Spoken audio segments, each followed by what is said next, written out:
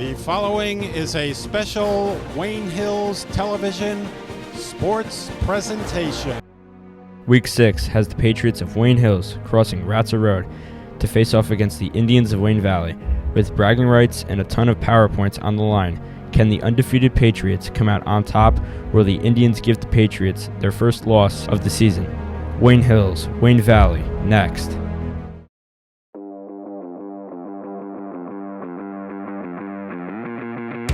Go, boys.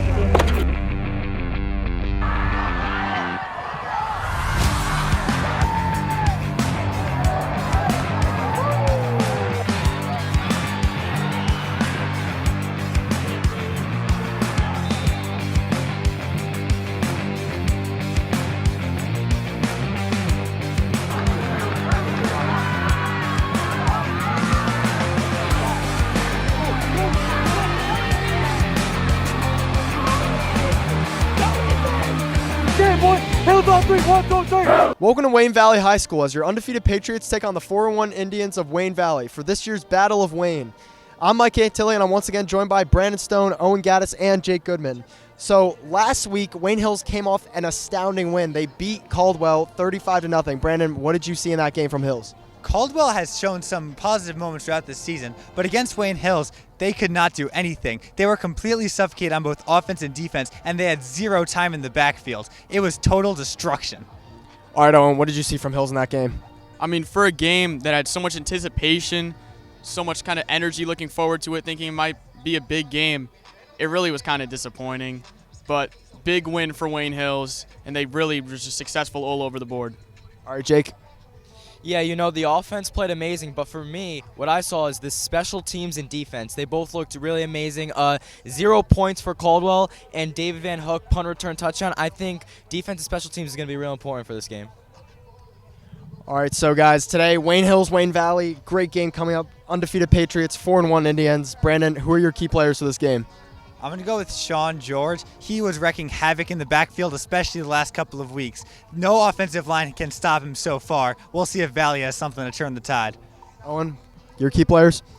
My key player has got to be David Van Hook, absolute threat at this wide receiver position and corner and returner and holder. He plays every single position on the field, and he plays great. I'm excited to see what he can do today. All right, Jake, who are your key players? Yeah, I'm going to go with another junior. I'm going to go Cherno St. Paul here. Injured for the first few games of the season. We see him in last game catch a touchdown pass. I think tonight he's going to be a key red zone threat, and, he's going to have a huge game. Well, that about wraps it up on the field for pregame. Now let's send it back to the studio for our weekly interview segment called Breaking Tackles. Remy and Troy, take it away. Welcome back to Breaking Tackles. Once again, I'm Remy Schultz, and I'm thrilled to have Troy Demikoff. Today we're going to cover the most recent game against Caldwell, as well as a preview to tonight's monster game against Valley. Troy, last week you told me this team was going to be a challenging one, but you guys beat them 35-0. Were you surprised? I was surprised, but, I wasn't surprised at the same time. I think last week we showed what our team is capable of when we played to our full potential because, and don't get me wrong, we beat a good team last week. I mean, they went down to the wire with West Essex, who we beat in overtime, and they'd be in Westwood, who's also really good. So I think we showed, what kind of team we can be, and hope it only grows from here. A lineman's dream is what they called Vinny Romano's first touchdown last week. How did it feel to watch one of your friends have a once-in-a-lifetime play? I was so proud of Vinny. He's been talking about a play like that since I've known him since we were in 5th grade.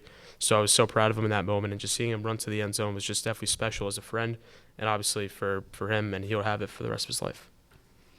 This is 2 weeks in a row that your team has shut your opponents out. What do you think is your team's biggest strength?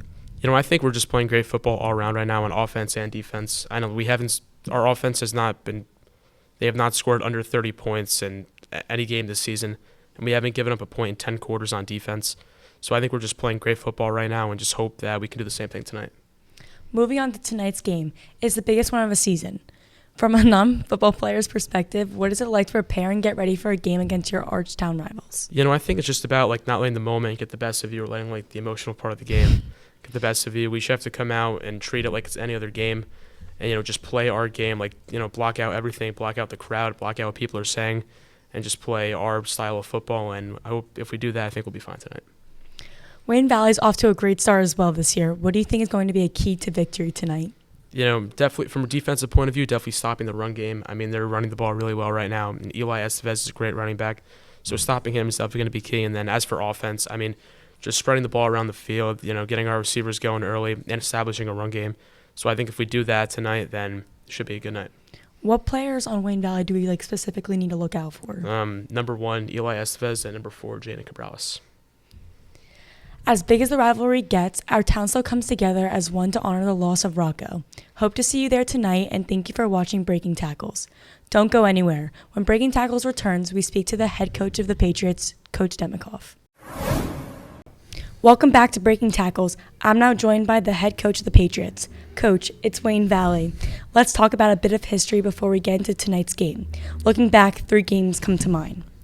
Back in 2001, you played each other in states for the first time since 1991. Any memories from that game?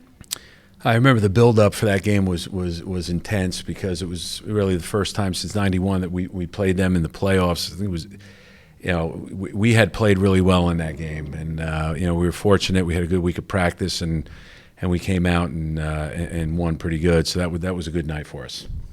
Then in 2007, you played for the sectional title at the Giants Stadium. 2 pick sixes. Correct me if I'm wrong. You were the defensive coordinator. Yeah, that was a good game. We all 3 phases. I remember we returned a kick in that game. We played well on offense. It was just it was a good night for us over there. And anytime you get to play in the sectional finals, especially at MetLife Stadium, it's a big deal. So we were happy, absolutely. Lastly, in 2016, you were the head coach of one of the more amazing games Wayne Hills has ever played. Yeah, it doesn't get any bigger than that. And it was a close game. It went to overtime. It was back and forth, and we hung in there. We struggled most of the game. We hung in there, and were able to pull it out with a crazy play in overtime. And I think it made it on ESPN, the play actually. And our kids found a way to win that game. So it was a good night. As far as tonight goes, nobody has to tell you how big of a win would be to better your place in the PowerPoint standings. How does your team look, and are they ready to take on the Battle of Wayne? Yeah, I mean, we're excited for the game. You come to Wayne Hills for games like this, and you want to be able to play in front of a lot of people when there's pressure.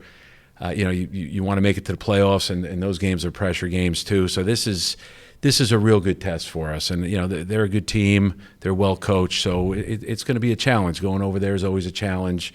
I'm sure it's going to be a wild environment, but it's going to be a fun environment. It's good for the kids, good for our kids, good for their kids, good for the town. We're ready to go, so we're excited. Well, that's it from the studio. Now let's send it to the locker room to hear what Coach Dem has to say to his players. Did I ask anybody to do anything they're not capable of doing?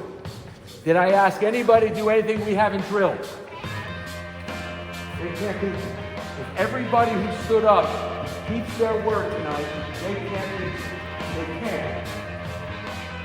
They have talked a lot. Hey, we want a piece of Wayne Hills. We want a piece of Wayne Hills. Well, guess what? The door to the bar is locked. And it's us and them inside. It's time to throw down. I don't know about you, but I'm ready to roll. Let's go. On the opening kick, it's on. It's on. Hills on 3. 1, 2, 3.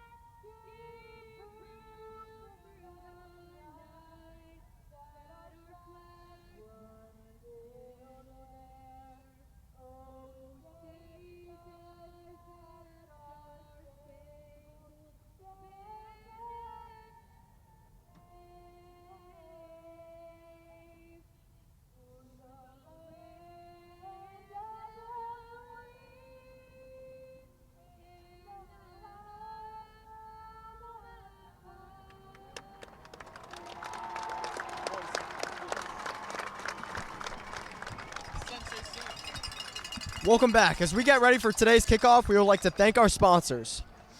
Tonight's broadcast has been brought to you by the following: Catalyst Performance and Rehab. Catalyst was created to bridge the gap between rehabilitation and performance training, give you the most comprehensive approach to your health. Check out our new location in Oakland, New Jersey, Catalyst Loft, offering yoga and Pilates group classes, massage therapy, chirotherapy, and rehab. And call The Grove for all your catering and special event needs. Call 973-239-0270. A luxury New Jersey wedding venue for your unique love story. On the biggest day of your life, you'll be focused on each other. We'll now be focused on you and only you. And Alliance Performance, the official performance and recovery sponsor of Wayne Hills football, helping our athletes stay strong, recover fast, and play their best. Alliance Performance, where champions are made. The 5-0 Wayne Hills Patriots are taking on the 4-1 Indians of Wayne Valley, and this is the Battle of Wayne. This is going to be one of the biggest games of the year. Now let's introduce the fourth member of our broadcast team, Jane Hughes, who will be roaming the sidelines tonight. Jane, what are your thoughts on tonight's game? Thanks, guys. Tonight is a big night for both Hills and Valley. Both teams are off to a hot start this season. Hills in an undefeated 5-0 and Valley 4-1. But in this crosstown rivalry game, everybody knows that records can be thrown out the window. For keys to tonight's game, Ethan Zakarski has been a weapon for Hills in all three phases of the game. I asked Coach Demikoff what his role is in getting the offense off to a fast start, and he said we have to get him the ball early and often. For defensive keys, he said we have to come out with an attack mindset to tackle well and stop the run. But in a game like this, everybody knows that it all comes down to one or two big plays, and we have to win the turnover battle.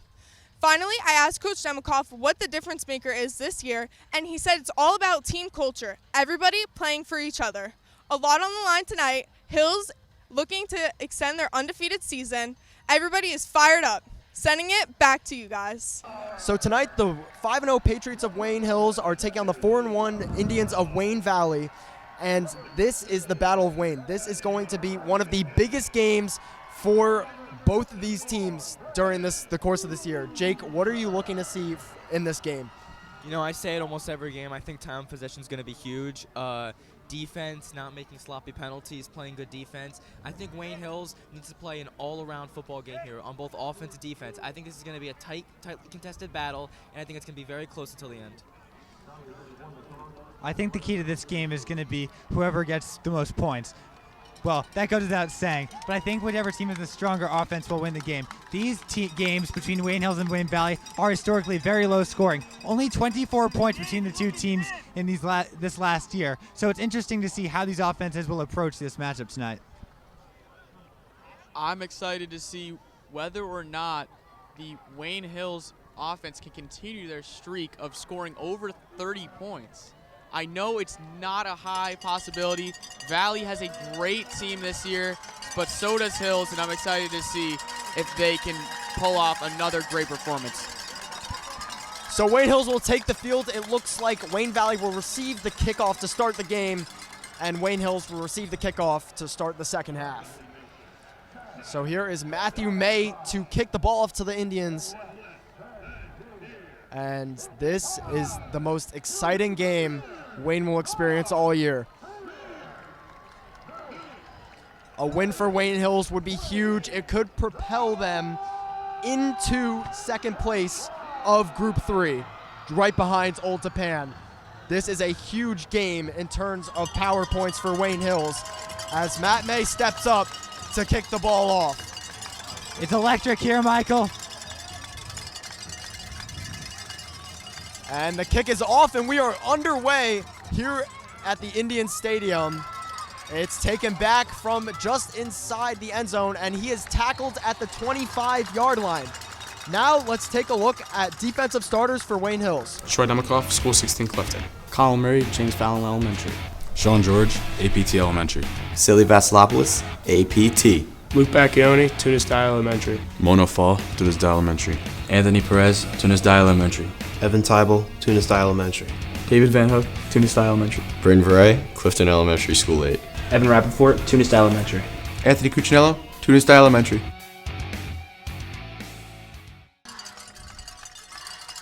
This Wayne Hills crowd may be a little smaller due to the bleachers, but they are loud. It's a handoff to Estevez, and he is bottled up at the line of scrimmage.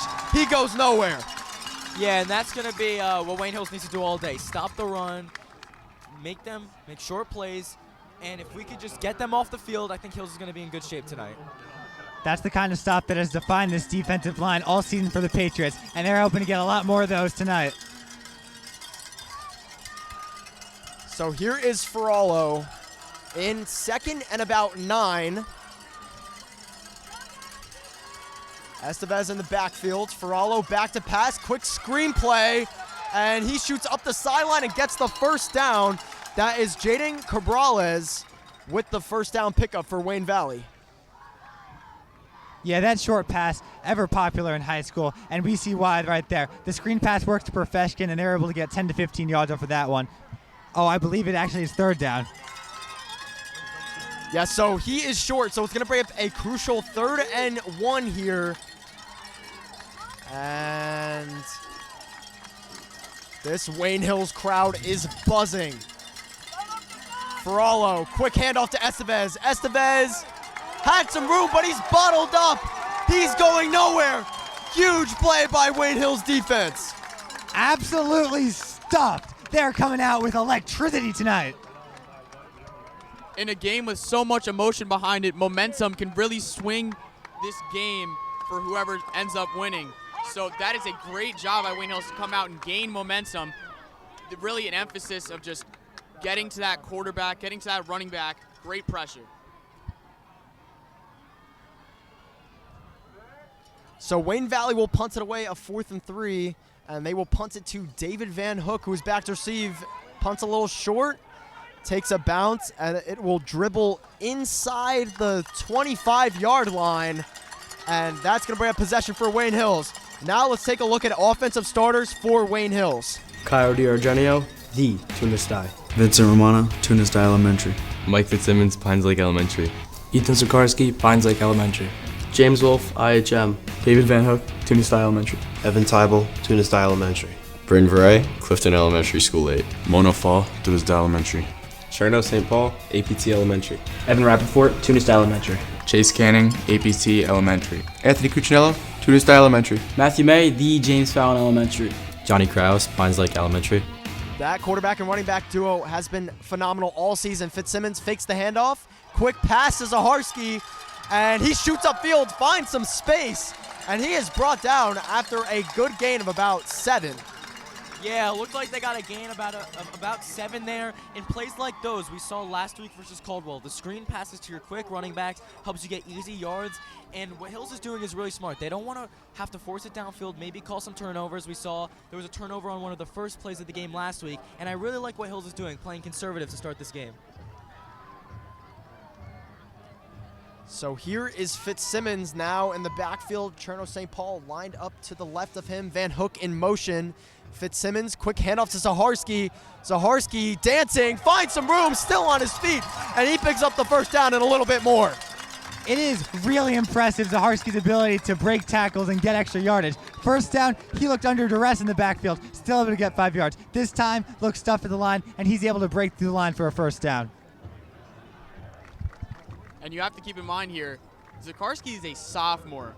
In his next couple years of development, this man's going to be a monster. So they're going to sub out Zaharski and bring in Rappaport now.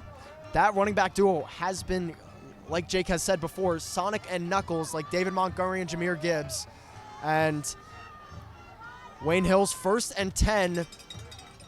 And they are going to regroup here and take it back to their huddle. So Wayne Hills, great defensive possession to start.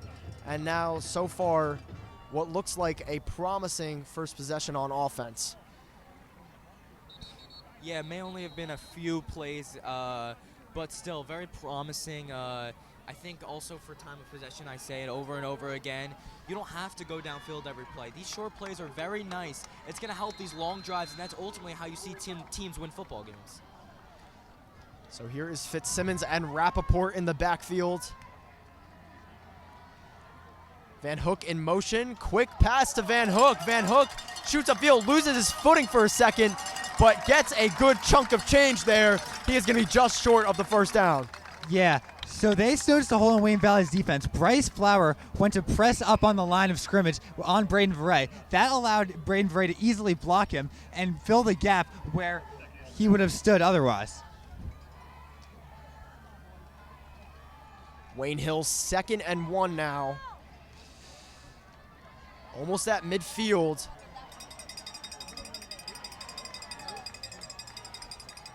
Fitzsimmons in the backfield. Rolling out, play action. Little bit of room. Fires way downfield. Yes, St. Paul. St. Paul is out in front. Touchdown, Wayne Hills. Cherno St. Paul and the Patriots strike first. Wayne Hills leads 6-0. On the run, cross his body, no problem for Mike Fitzsimmons. St. Paul wide open down the field, and they strike first. That's my player of the game right there. Cherno St. Paul, injured in the first few games, caught a touchdown last week, and he already has a monstrous touchdown to begin this game. Wayne Hills up. Even I missed St. Paul there. I couldn't see him up there. What a route, what a run. I don't know how he got open, but he was wide open there. So here is Matt May in to kick the extra point and make this possibly a 7-0 Hills lead early. And the kick is good. It is perfect. Wayne Hills leads 7-0 with 8 minutes to go here in this first quarter. This is exactly the start Wayne Hills wanted. A 3-and-out and then a huge 4-play drive getting them into the end zone for the touchdown. Yeah, and I think part of it is now this can become a mental game. Hills with a huge drive to start the game, just, it might even make Wayne Valley defeated. I know both teams were very confident before this game. Obviously, it's just the first drive from both teams, but what a start from Wayne Hills. A huge touchdown pass to Cherno St. Paul. And Jake, I'm pretty sure St. Paul was your key player. So far, you have been correct today. So great start offensively for Hills, and they will kick the ball back off to Wayne Valley, who was stopped short without even gaining a first down on their last offensive possession.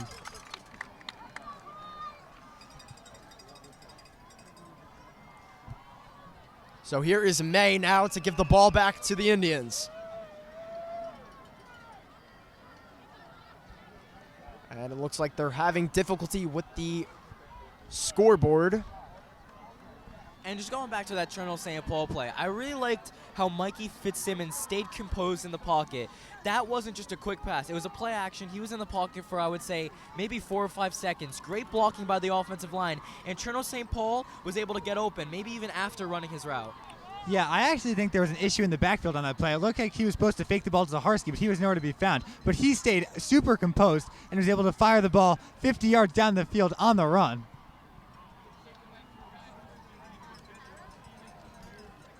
So after the brief moment to fix the scoreboard, we should be back in action for Matthew May to kick the ball back off to the Indians.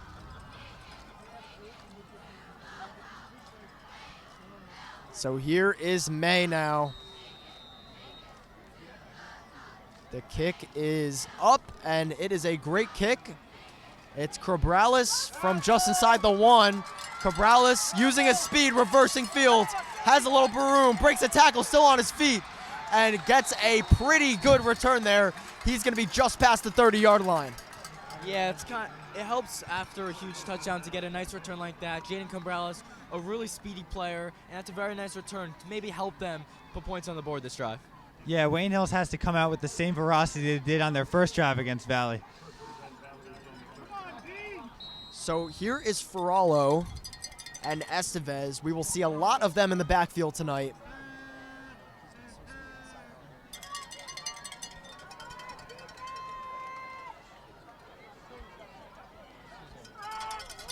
So here is Ferrallo, quick handoff to Estevez. Estevez finds a hole, has some room. He's past the 40 and inside the 35-yard line after being brought down by David Van Hook. Huge gain for the Indians. There is a flag on the play. I want to say that was excessive celebration there by Estevez. That may put them back, 10 or 15 yards? That may put them back 15 yards. That was a just stupid mistake made by the Indians there. And he's going to hear it from his head coach after that. You know, you have a great play like that, but almost completely wiped off after an idiotic flag like that. Yeah, that's just a backbreaker for the Indians. I mean, totally killed their momentum on this drive. So what was almost a 40-yard, 30-yard gain there has just been reduced by 15 yards. And now Wayne Valley will be at midfield instead of the 45, 30-yard line.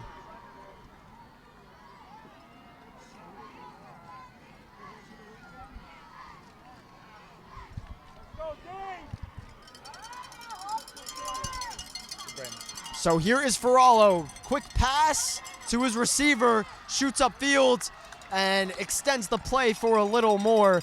That was Ty Cummings on the reception. Both teams here coming out explosive. The energy in this, not even just on the field, but in the stands, is just insane today.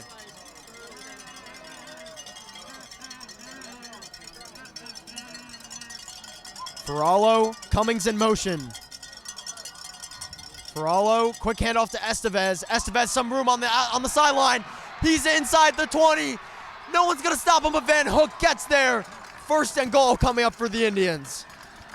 Estevez is clearly their top option tonight. They've gotten him all but one play so far, and so far it has worked very well for the Indians. They have it in goal-to-go situation early in the first quarter. You know, obviously not a great defensive play there for Hills, but I do want to highlight David Van Hook making the extra effort to tackle him. If they don't score here, all praise to David Van Hook. Wayne Valley knocking on the door. First and goal now for the Indians. It's a quick handoff again to Estevez, and he is going to walk into the end zone. Wayne Valley responds. It's going to be 7-6. Yeah, Estevez, the stupid penalty marker earlier in the drive, but he makes up for it. Amazing runs there. His catch passing ability, he's looked excellent so far. Yeah, the touchdown will definitely hurt, especially this early in the game to tie it. But I just want to mention, Hills before this has gone 11 straight quarters without giving up a single point. That's impressive. And the kick for the extra point is perfect, and Wayne Valley responds. It's knotted up at 7. Yeah, you know, football to me is a game of momentum. Wayne Valley, I should say, starts off with what was a 3-and-out drive. Then Wayne Hills, a huge shot downfield. But then now Wayne Valley comes back with an amazing offensive drive of their own. And this game is looking like it may be back and forth all night. We're going to send it down to our sideline reporter, Jane Hughes. Hills has done exactly what they wanted to do on offense. They got Ethan Sikorsky the ball. They ran it. The long pass from Mikey Fitzsimmons to Cherno. This is exactly what Hills needs to keep doing in order to be successful. So after the touchdown by Estevez, Wayne Hills will quickly get the ball back. Wayne Valley wasted no time on that drive. It was almost a 1-minute drive, just a little bit over. And Wayne Hills will get the ball back just inside 7 minutes here to go here in this first quarter.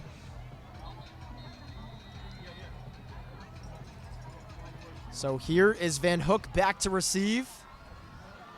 He's going to pick it up at around the 5. He dropped the football, and he's got to make up for it.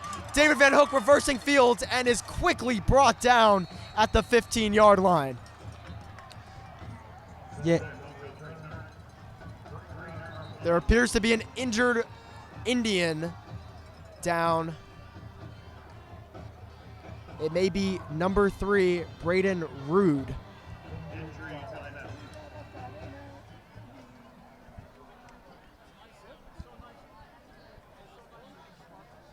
Van Hook on that play did let that kickoff go through his hands. It's a kind of a play you just can't happen. Hopefully he can recover from that as the game continues. But now all attention goes to the injured Valley player on the field. Yeah, and a game, that just means so much to the players. A game that means so much to the players. You just hate to see a player on either side of the field go down. They look forward to this game every year, and Rude is a senior, so if this puts him out of the game, this would be his last Hills Valley game of his high school career.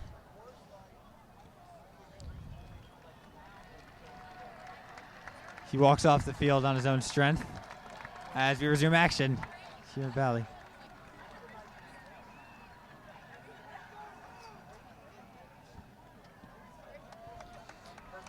So the Hills offense now on the field.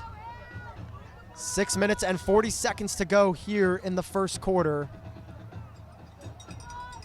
Backed up at their 15. James Wolf in at quarterback. Wolf, quick handoff to Rappaport. Rappaport finding some room and makes the most of the space he was given. And he's going to pick up a gain of around 3 or 4. Great patience on the run by Rappaport there. Didn't really gain much, but he was waiting in that backfield trying to find a hole, but none really presented. Yeah, Valley seems to have found a new energy after a poor offensive showing on the first drive and a poor defensive showing on the first drive.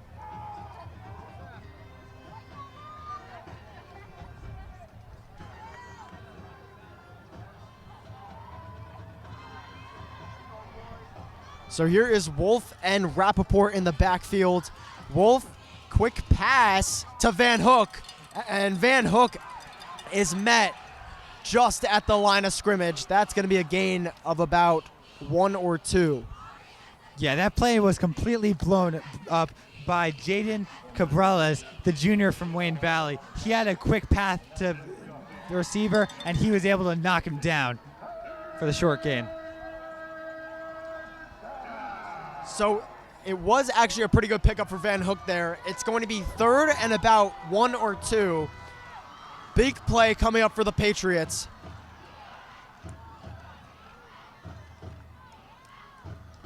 Wolf. Back to pass. It's a handoff to Rappaport. Rappaport powers through, and he's got the first down and a little more. Wayne Hills moves the chains. Yeah, just a strong and powerful run there by Evan Rappaport. He's got speed and he's got muscle, and he is an amazing running back for Wayne Hills football. Yeah, he's a bit of a bruiser back himself. He can get through the defense, power through tackles, and get the extra yardage when you need it.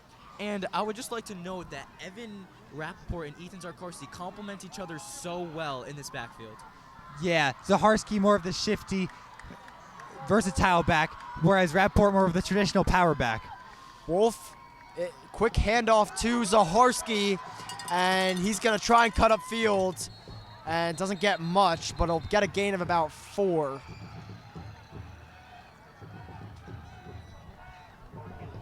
Yeah, and now they put Zaharski in. As Jake mentioned, they go back and forth, and the defense has to adjust on a fly.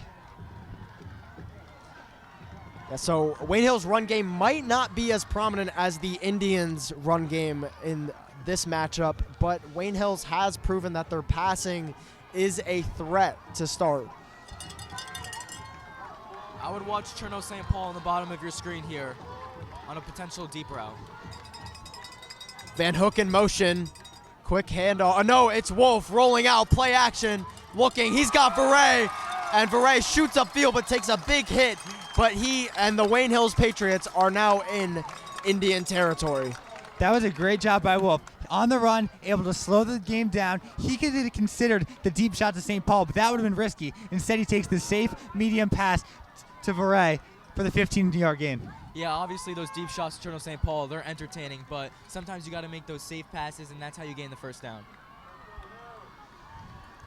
So Wayne Hills moving the ball downfield with haste. Wolf, the handoff to Zaharski. Zaharski has the sideline, and he is going to be just short of the first down. Yeah, I mean, you can just not say enough about this young running back's quickness and agility off the carry. Yeah, he's only a sophomore, too. He's got a bright future ahead of him. I sure hope so, Jake, because he is a key component of this Hills offense right now. Wayne Hills is driving. This Wayne Hills student section is buzzing. And Wayne Hills is trying to regain the lead. 3 minutes to go here in the first quarter.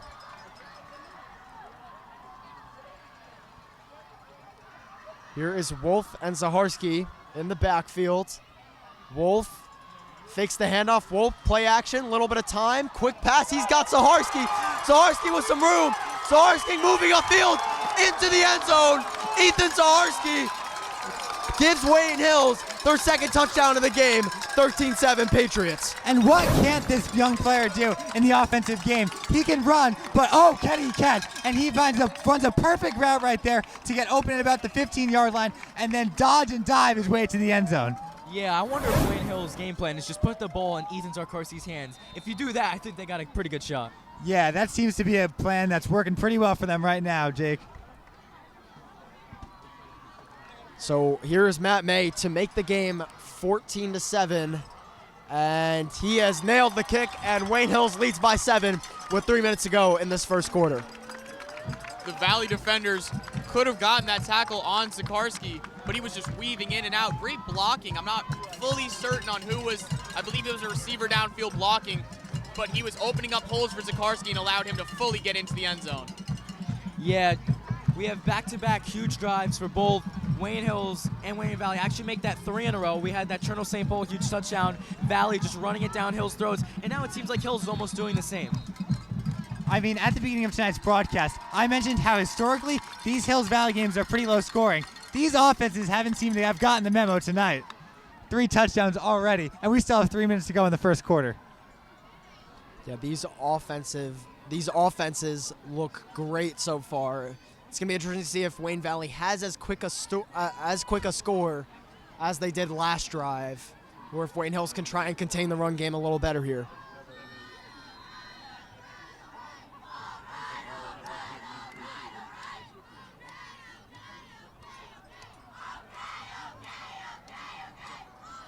So here is May to give Valley the ball back. May is going to fire this one to Cabrales, who's inside the 5. He takes it out. Cabrales a little bit of room, but is eventually brought down just past the 25-yard line.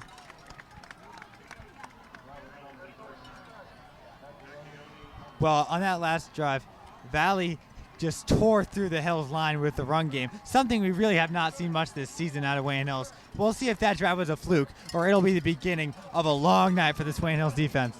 The only team to really utilize their run game well against Wayne Hills was West Essex and Jake Long, and that game ended in overtime, so it's going to be interesting to see what happens today.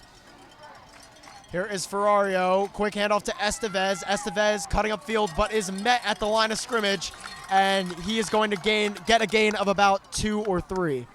Yeah, you know, obviously hindsight's 20/20, but I think that was I think that play call was pretty easy for Wayne Hills to pick up. You know, they've been running the ball all game, haven't really thrown the ball downfield at all. So I think Wayne Valley's going to have to switch it up here, maybe run some play action and go for a receiver on an intermediate route.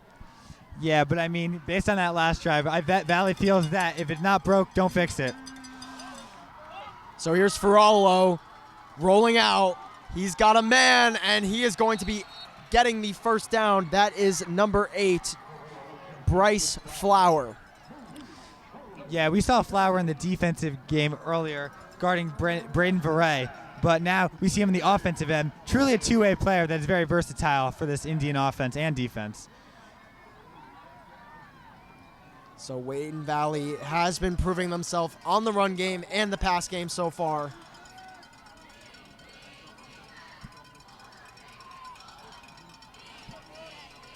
Ferraro and Estevez in the backfield. Fakes the handoff. Ferraro, quick pass, and it is swatted down by Troy Demikoff. Great play by the secondary.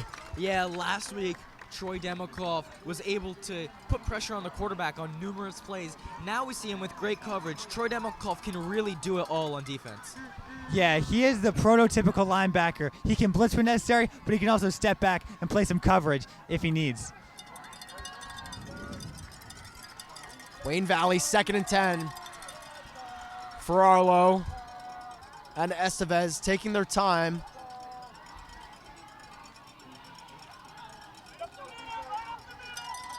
Demikoff initially showing blitz. And it is to Estevez. And he's going to pick up a gain of about 4. Yeah, Esteban showing some power right there. He's able to push the line, even though he would have got stopped in the backfield. Otherwise, he gets about 3 or 4 yards and puts Valley in a much better spot on second down. So 3rd and about 6 coming up for the Indians. Crucial play here. You do not want to give the Patriots the ball back with time to potentially make this 2 scores. Heading to the second. The snap is low, and it's a quick throw to Flower, but he is short. Great job by Ferraro to get the ball out, but the Wayne Hills defense is there to make the play. Yeah, great job on both sides of the football there. Wayne Valley quarterback able to get it out before being sacked, but still Wayne Hills stops them on 3rd down, and it looks like they're going to be attempting it on 4th down here. So Wayne Valley's going to be testing their luck here. 4th and 3. It appears they are going for it. And they may be just trying to jump them off sides. And they will.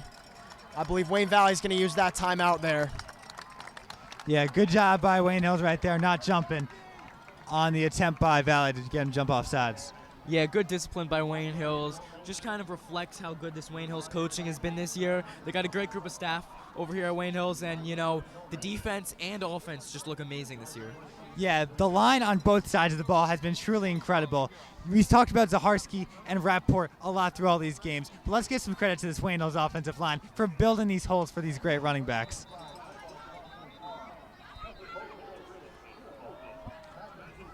So Wayne Hills will take the field to receive the punt. They have 1 minute and 4 seconds here to go in this first quarter to work, and the entire second quarter. Great position for Wayne Hills to try and make this a 2-score football game.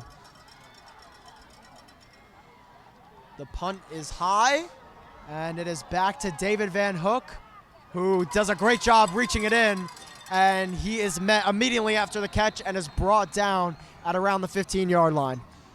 You know, Wayne Hills, we saw their special teams excel last week, but it looks like Wayne Valley's special team defense, when Wayne Hills receives it, is very strong. They haven't really let David Van Hook get anywhere tonight. Yeah, Wayne Valley showed excellent punt coverage right there. They were right there to meet Van Hook as soon as he got the ball. So here is Hills now. A lot of ground to make up, but they had a lot of ground to make up on their last offensive possession. Fitzsimmons back in the game, and so is Zaharski after his touchdown.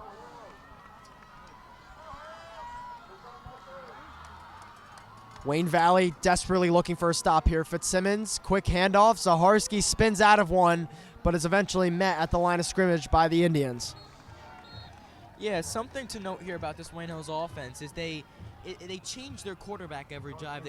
They switch between Mikey Fitzsimmons, who usually starts the first drive, and then go to James Wolfe on the second drive, and then switch every other. And same with the running backs. They switch between Evan Rapport and Ethan Zarkarski a lot. I think that's a great way. You know, they keep the players fresh, and I think it's something we don't see that often, and I think is really working to Wayne Hills' advantage this year. Yeah, if you're an opposing defense, you have to game plan for 2 quarterbacks and 2 running backs. That's 4 possible combinations. It's not easy to stop this team. Yeah, and it's not like they are skill level. They are all very good players, and the quarterbacks, they play differently.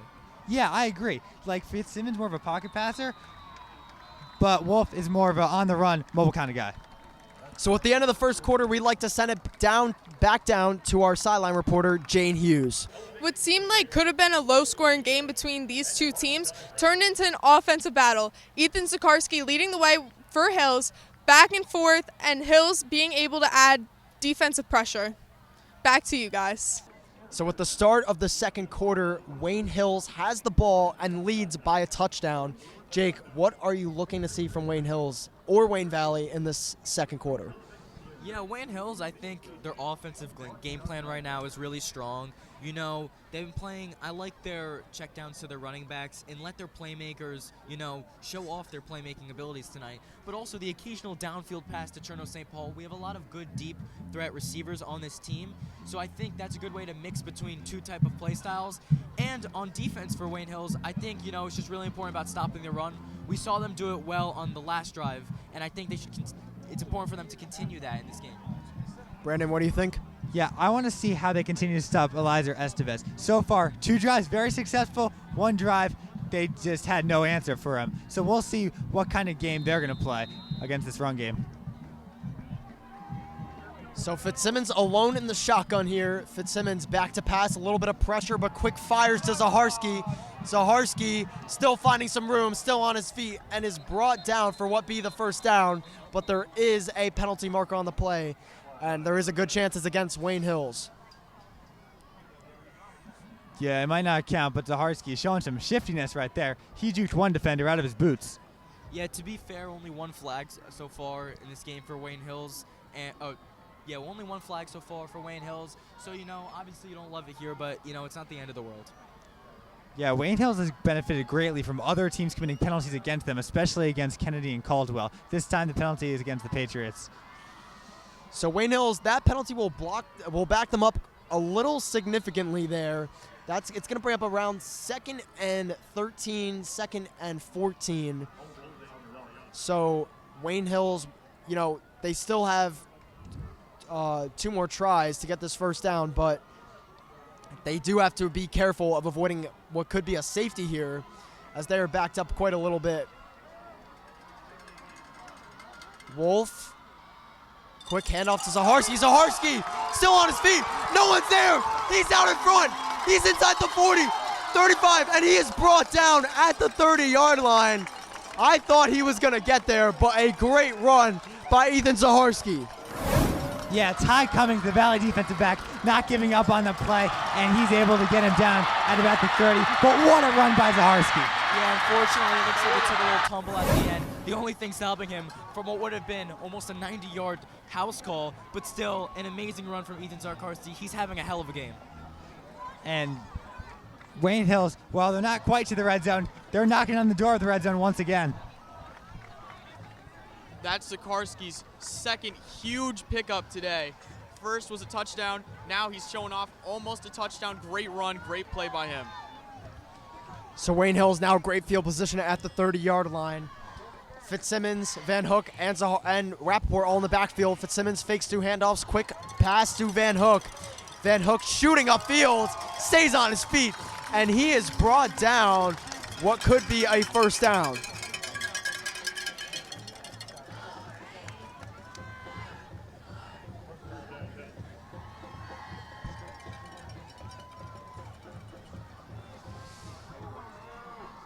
In the red zone once again. So far, Wayne Hills, I don't even know. This is their first time in the red zone, actually. The first 2 touchdowns were all on deep throws. So here is Wayne Hills now, potentially trying to make this a 2-score football game. Fitzsimmons in the backfield with Rappaport. St. Paul lined up to his left. Fitzsimmons fakes the handoff, a little bit of play action here, a little bit of pressure, fires to the end zone for St. Paul. He's in! Touchdown Patriots! They extend the lead to 2 scores. Chono St. Paul makes this a 20-7 ball game. On the run, across his body, and what a catch by St. Paul, dragging his feet in bounds. Yeah, that's my guy right there. What can I say? My player of the game, not to brag there, but St. Paul with 2 touchdowns, and we just started the second quarter. He's going to have a historic game. Yeah, and that toe tap and just awareness of where he was in the end zone is electric. Wayne Hills and Matt May potentially trying to make this a 21-7 football game. Low snap, but May gets it right through. 21-7, just under 10 minutes to go here in this first half. And what a catch. Toe tap, line, he sees exactly where he is in the end zone. He sees exactly where he has to get his feet in, and he does it to a perfection.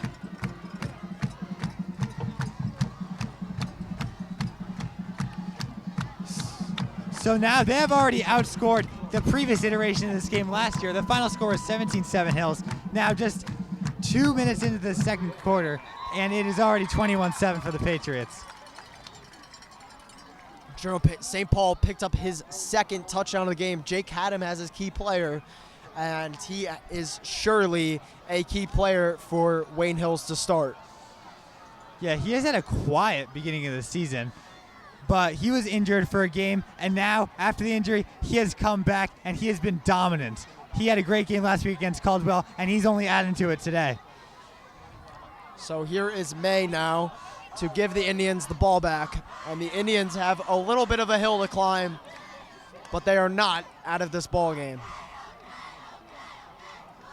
And May kicks it off to the Indians. Cabrales is forced into his own end zone, and he wanted to take it back, but the ref says no way. Wayne Valley's got to regroup right here. They're down 2 scores now. They got to take a deep breath and just run a good drive. Yeah, so just under 10 minutes to go here in this first half. Plenty of time for Wayne Valley to have a long drive downfield that could end in a touchdown. But Wayne Hill's defense has thought otherwise so far in this game. They've done a not a so great job stopping the run, but their defense as a whole has looked great so far at the end of that first quarter. So here is Ferraro. Quick handoff to Estevez, and he is met at the line of scrimmage, but picks up a little bit after the hit, and that's going to be a gain of about 3 or 4. Yeah, just another solid run for Wayne Valley. Elijah Estevez is 100% their top option on offense, and we're seeing why in this game.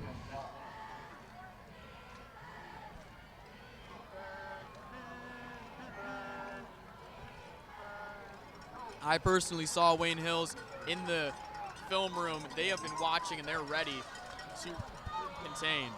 Ferraro, quick pass to Cabrales, and he is blown up behind the line of scrimmage. There is a flag down, but it was thrown at the line of scrimmage near the lineman. If this counts, though, what a play by Vasily Vasilopoulos, able to just destroy him in the backfield. He had never had a chance to move.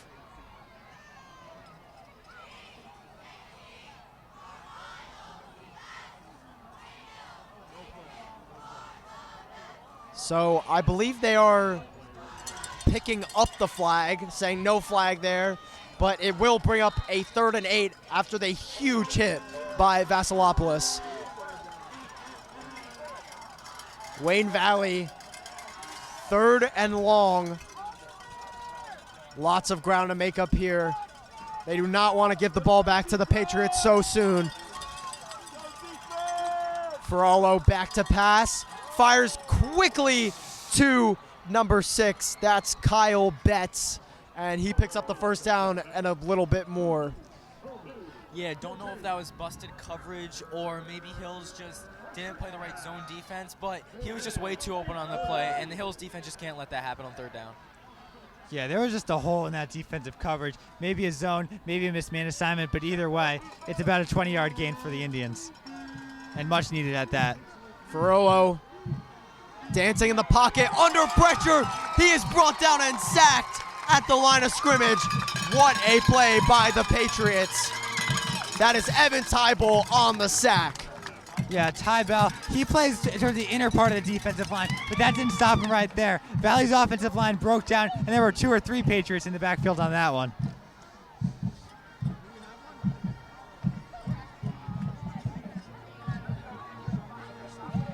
Wayne Valley now 2nd and 11 from the 36-yard line.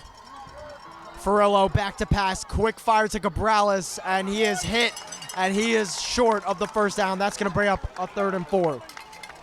Yeah, Vasily Vasilopoulos, the defensive back. You know, a lot of times we see tackling problems with defensive backs, but he's just amazing at tackling, and he helps prevent them from getting a lot of yards after the catch. Yeah, and that's his second great play this drive. We saw that big hit in the backfield just a few plays ago.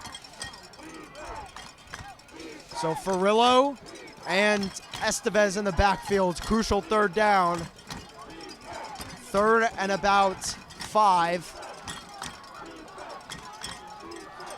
Ferrillo back to pass. Under pressure. The ball is loose. And they're saying incomplete pass, though. Questionable call there.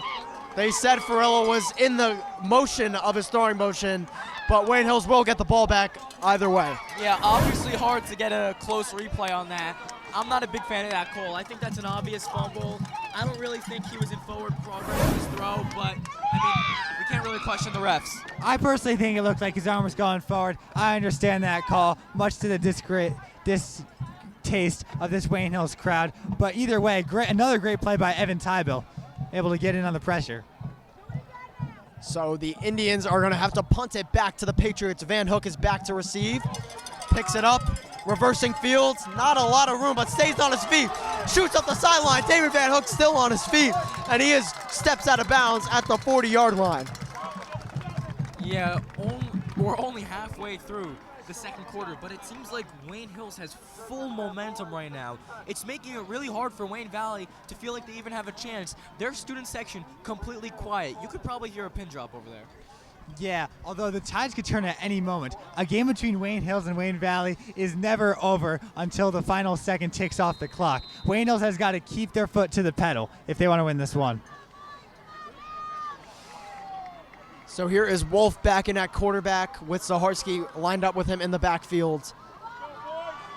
Wayne Hills could start to run away with this ball game here if they score here, making this a 3-possession game for Valley. And Wolf under pressure, trying to escape, but is sacked in the backfield. Huge play for the Indians. Yeah, I think that was Antonio Delaccio on that play. That was Wayne Hill's first sack they've given up this game, and that was textbook tackling form for the senior. Yeah, nothing you could really do there. Just great pressure by the Indians defense, and, sometimes you just got to take a sack. And that is, I believe, Zaharsky, who is bottled up at the line of scrimmage. And it's going to bring up a 3rd and very long for Wayne Hills. That may be 3rd and almost 20. Yeah, this is one of the long third downs, not just of this game, but of the year for the Patriots. We'll see if they play conservative, just a run or a screen pass, or they try to take the deep shot. They've clearly not have any problems going with that this game. A huge stop this would be for Wayne Valley if they're able to convert here. They would get the ball back with a considerable amount of time left to go here in this first half. Here is Wolf back to pass. Quick fire to Van Hook. And he is just barely going to get back to the line of scrimmage.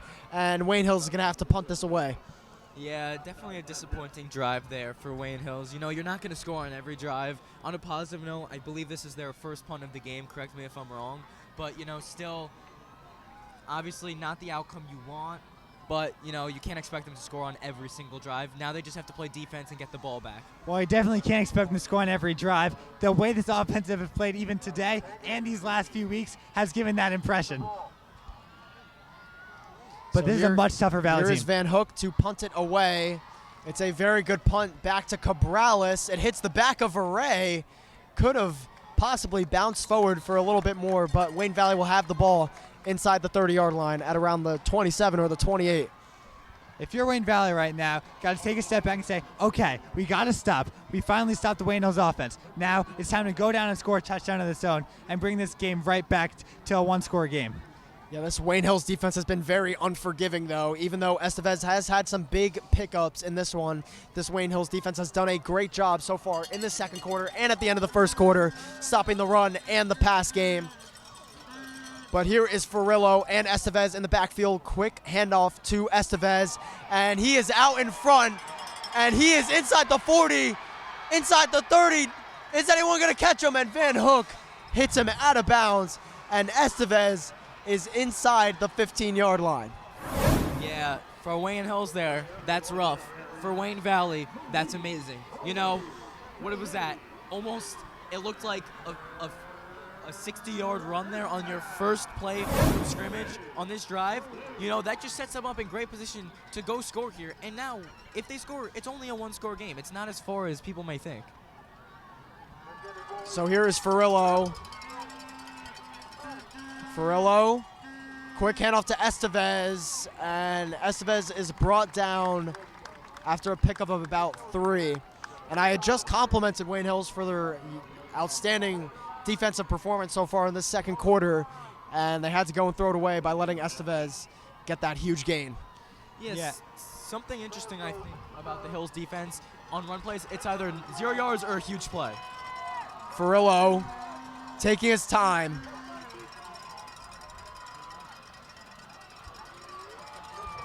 Second and 10.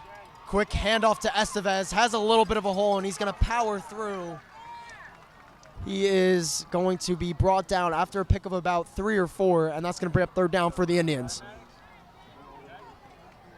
Gotta say, Michael, the parents here seem a lot louder than our student section tonight. Yeah, a little disappointing for both student sections, honestly. Nevertheless, they still showed up. So crucial third down coming up for the Indians. Just under 4 minutes to play here in this first half. Furillo and Estevez in the backfield. Furillo, a little bit of play action, fires to the end zone, and that is a touchdown for the Indians. That is number 8, Bryce Flower. Yeah, we've called his name a few times today. Flower is clearly the top target in the passing game for the Indians, and right there he's able to score and make this game not quite knotted up, but within one score. Yeah, Bryce Flower, a tall 6'1" receiver who's pretty strong. You have him in the end zone there, you got to throw it to him. I mean, he just looked incredible, especially on that play. So the extra point is up, and it is good, and Wayne Valley now cuts the lead to only a 1-possession game. It's 21-14 with just under 4 minutes to go here in this first half. And all of the momentum was in Hill's hands, but in these past couple drives, really since the second quarter has started almost, Wayne Hill's sort of lost that. And Valley took over, and they've been rolling so far in this second quarter. Yeah, Jake was talking about how all the momentum was on Hill's side. Well, since he said that, the tide has completely turned. Now it seems like the Indians are unstoppable both on offense and defense. But once again, now Wayne Hills has to take a deep breath. They've been able to score 3 or 4 drives this game. They know they can have their way with this defense. Now they just need to go out there and prove it. Yeah, I don't really know why the momentum is so down for Hills. You're still up a score here, and you're going to get the ball back here. I don't think they should, and at halftime, you know, Hills looks good tonight. Just because they didn't score on one drive and they gave a huge drive on defense, I don't think they should be so upset. Yeah, that just goes to show how much momentum Hills has, as Van Hook will be back to receive. And he is reversing field, looking for a hole, and is bottled up at the 20, and Wayne Hills will take over on offense. So Fitzsimmons will likely come out on this drive, as Wolf did the previous drive, and Fitzsimmons, so far, 2 great touchdown drives, both passes to Cherno St. Paul for scores. Yeah, there is an obvious chemistry between Mikey Fitzsimmons and Cherno St. Paul that they've unlocked, especially in these last 2 games. So here is Fitzsimmons and Zaharski in the backfield.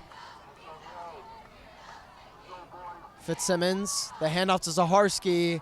He is bottled up at the line of scrimmage or just behind. That is going to bring up about 2nd and 11 for the Patriots. Yeah, that play was just due from the start. Zaharski had no room to work on that play. Yeah, Wayne Valley has done a great job with the Wayne Hills run game, at least on this possession and last possession. If you're Wayne Hills, they've done a great job moving the ball down the field with the pass game. It's definitely something they shouldn't rule out of their arsenal right now. So here's Fitzsimmons, Van Hook, and Zaharski, all 3 of them together in the backfield. Zaharski in motion, Fitzsimmons back to pass.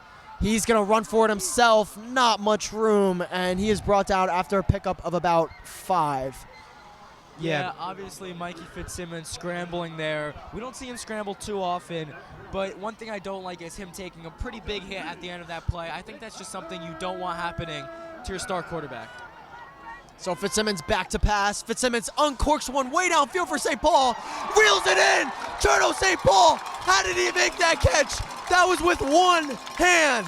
You want to talk about an over-the-shoulder catch. That is an over-the-shoulder catch. And he looked so nonchalant while doing it. That was just like a 5-yard pickup. Yeah, Cherno St. Paul, the nonchalant king here at Wayne Hills, and the star receiver. Oh no, there might be a penalty on the play. this is against Wayne Hills. That just reversed what may have been the best catch I've seen so far this season. It may have been offensive pass interference, if I'm not wrong. Either that or illegal formation, but I'm not really sure what the flag was. Obviously, a huge blow to this Wayne Hills offense. Yeah, I must have been on the pre-snap because I definitely did not see any contact between St. Paul and his defender. Yeah, it'd definitely be an interesting call if it was against St. Paul there, but Wayne Hills backed up considerably now, 3rd and 14. Lots of ground to make up. Here is Fitzsimmons back to pass, uncorks one downfield for St. Paul. No one home, and Wayne Hills is going to have to give Wayne Valley the ball back with a pretty good amount of time left to go in this first half. Yeah, just a huge catch by Cherno St. Paul, taken off the board. Now you have 3rd and long. You can't convert. You had 3rd and long on that play. Now you have 4th and long, and they're going to be forced to punt. And now this game could be tied. Yeah, I mean, it looked like on that second play after the penalty, St. Paul was actually open if he ran a comebacker route for the first down, but the pass was off. And now there's another penalty, and this one looks like it might be against the Patriots again. Yeah, false start on the punt, it may be. Yeah, like I said earlier, Hills didn't have too many penalties, but now it's starting to become a problem. I think Coach Demikoff really has to talk to these kids in the locker room at halftime about these penalties that they really can't afford. So Van Hook will have to punt it from their own end zone. And Van Hook punts it away, and they're just going to let it roll. And a great job by Van Hook getting that one out of the end zone, and Wayne Valley will take over with the ball at around the 37-yard line. Yeah, Van Hook, he does it all. Punt returner, punter, and star receiver, and plays a little bit of defense. The dude's a star in the making. Yeah, sure is, Jake. Now, here's Wayne Valley, and they'll have to engineer what is a typical 2-minute drive. They can't rely on the run as much as they have if they want to save some clock here. Yeah, so Wayne Valley, they have utilized that run quite a bit, and they've utilized it for huge gains and quick drives. So it'll be interesting to see if they go with the pass or the run here. A reminder that the Patriots do get the ball to start the second half. Here is Farillo in the backfield with Estevez. Farillo, the handoff to Estevez, has a little bit of room, spins out of a tackle, and there may have been a fumble on the play. It's picked up by Colin Murray. Wayne Hills has the football. What a play by the defense. Yeah, just when things were starting to go Valley's way, Colin Murray says, I'll take that. And now Wayne Hills has the ball on the other side of the 50-yard line. Yeah, Colin Murray just said, give me that ball, and he just took it from him. Honestly, that callback sort of helped the Patriots in a way. Instead of being at around the 40-yard line, they get a fumble, and now they're across midfield. So James Wolf will enter back into the game, and now Wayne Hills potentially could go up 2 scores here, and they receive the second half kickoff. Momentum is just staggering in Wayne Hills' favor right now.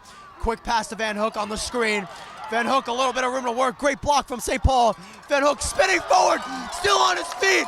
You can't bring him down. First down, Wayne Hills. Yeah, David Van Hook. Some people call him DVH. The kid is insane. He never gets brought down, and that's just one thing I love about this Wayne Hills football team. They have a ton of grit. Yeah, I can't name a single player on this offense that is an easy tackle to bring down. Every one of them fights for extra yardage and is able to slip off defenders like butter.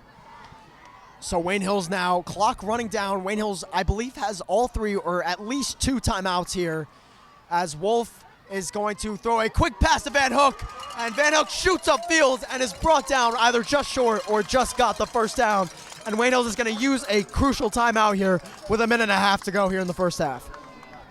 Yeah, up to this drive, David Van Hook hadn't had his typical showing. Don't get me wrong, he's made some catches, but it's really been all about Cherno St. Paul. Now, Van Hook's coming to life right before the half. Yeah, and I think there's some strategy involved here. Hills technically could go for a 2-for-1, getting the ball at halftime, already up 1 score with the potential to go up 3 scores. So I thought Wayne Hills used a timeout there, but they are not. They're letting this clock run, and we are now within 1 minute to go here in this first half. And I would watch maybe Colonel St. Paul at the top of your screen here. Van Hook in motion. Here is Wolf rolling out, dancing in the pocket. Quick pass to DiArgenio. DiArgenio shoots upfield, gets the first down and a little more, and he is brought down just outside of the 10-yard line. Wayne Hills still not using a timeout. They've got some time, but not all the time in the world, as they're keen to let this one run. Yeah, they're really letting the clock run here. It's an interesting choice. Do they have any timeouts? I believe Wayne Hills had timeouts there. Wolf fakes the handoff, under pressure, rolling out, fires to the end zone, but no one is home. And that's going to bring up third down and 13 seconds here to go in this first half. Yeah, I'm not entirely sure if Wayne Hills has timeouts. Based on the scoreboard, it says they have 3 timeouts left. Really questionable not using one there. They must be really confident in their offense, but if they don't score here, you're going to have to question, why didn't they use that timeout? Well, if they do score, I assure you that the coaches will be seen as making a great move, as hindsight sure is 2020. So a big third down coming up for Wayne Hills here. James Wolf in the backfield with Ethan Zaharski. The handout to Zaharski. Zaharski barreling inside the 5. And Wayne Hills, I believe, will use a timeout here with 6 seconds to go in the first half. Yeah, now they've really limited themselves to how many shots they can take the end zone right here. Maybe they get one before they take the kick. But you got to wonder if they'd use those timeouts earlier, they'd get 2-3 shots for the touchdown. Yeah, if that was their last timeout, I totally understand. But like I said, we can't really tell with the scoreboard. It said they have 3 left. Let's say they did have 3 left. You know, very questionable decisions by the Wayne Hills coaching staff. Why didn't they use one? Now they only have 6 seconds. That only gives them maybe 2 plays. Yeah, and you got to assume the final one would be a kick, but I think they can chew 1 shot to the end zone. You know, we haven't called his name much today, but we've seen Chase Canning on that slant route all season. We'll see if they go to that in a short yardage situation like this one. So Wayne Hills taking the field, 6 seconds to go in the first half. First and goal. Wayne Hills has probably 2 more shots to the end zone they can take here. I think you got to go to turn on St. Paul on a slant. And that may be another timeout used for Wayne Hills as they want to talk things over. Yeah, timeout. Was that a timeout there for Wayne Hills? If it was, very surprised here by this usage of timeouts here. Maybe they didn't like how the defense looked. Maybe they're trying to draw up a new play, but you know, we're going to have to see what happens here, or there may be some questions for this coaching staff after the game. Yeah, we see Kyle DiArgenio on the top of the line right there. He's been a powerful tight end this season. We'll see if they go to him in the short yardage situation. The energy is electrifying. For many players, this is the game of the year. 6 seconds to go.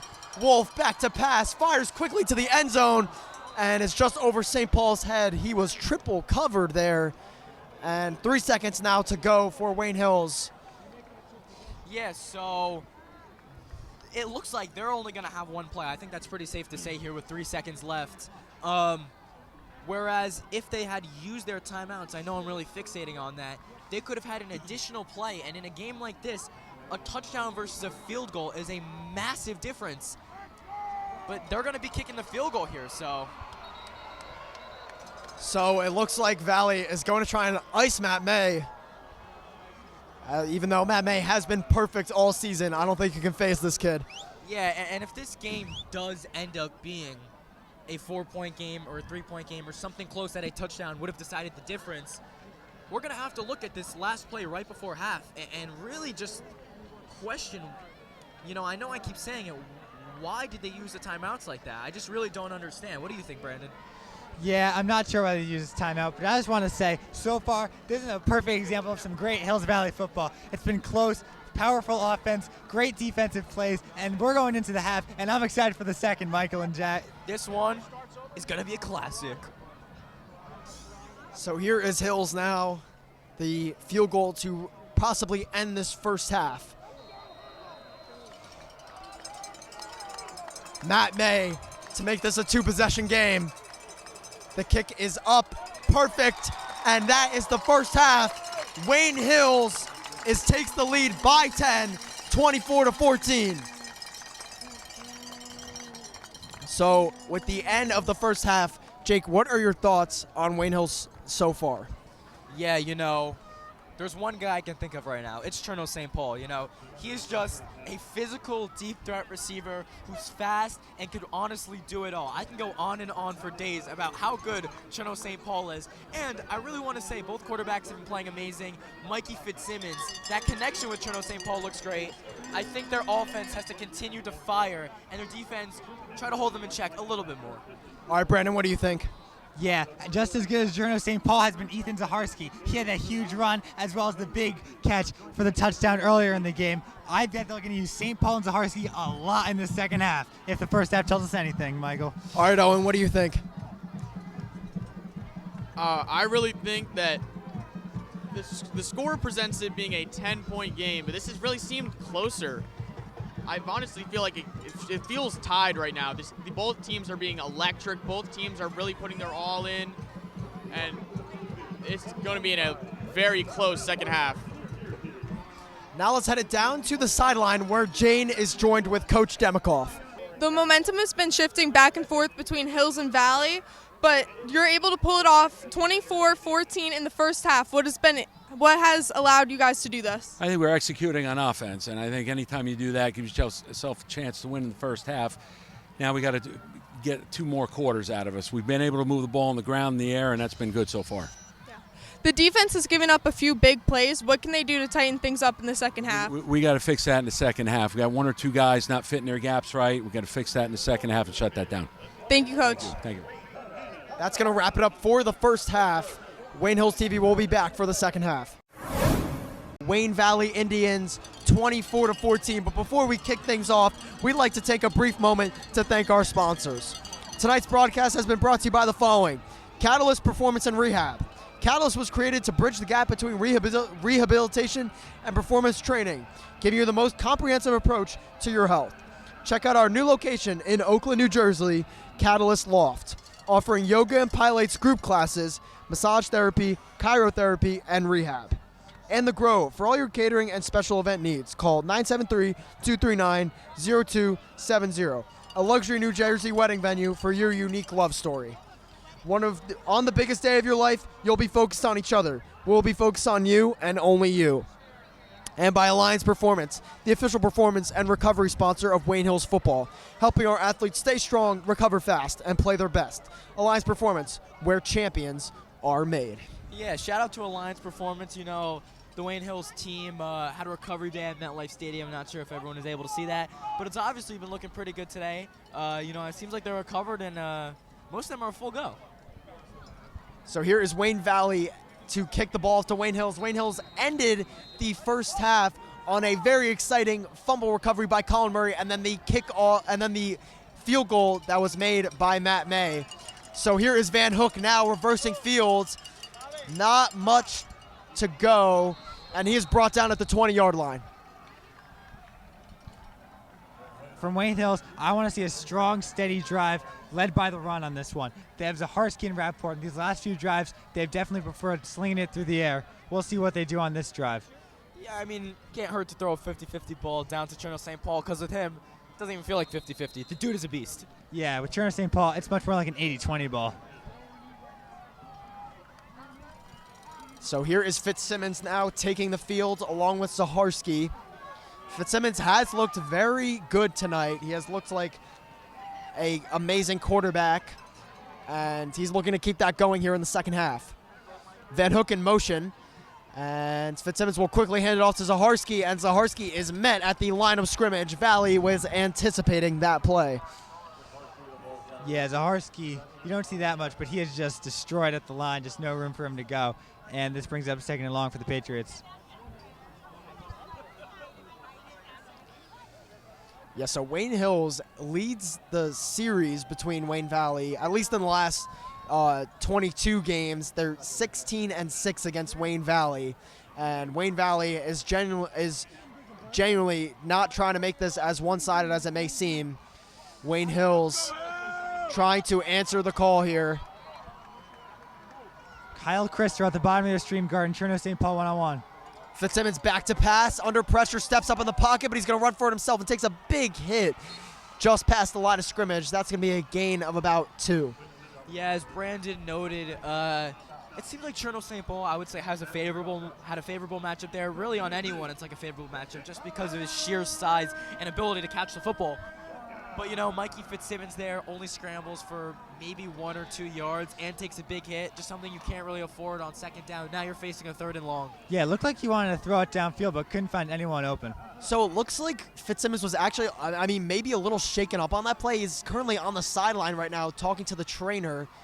He's holding his wrist. James Wolfe has checked into the game at quarterback.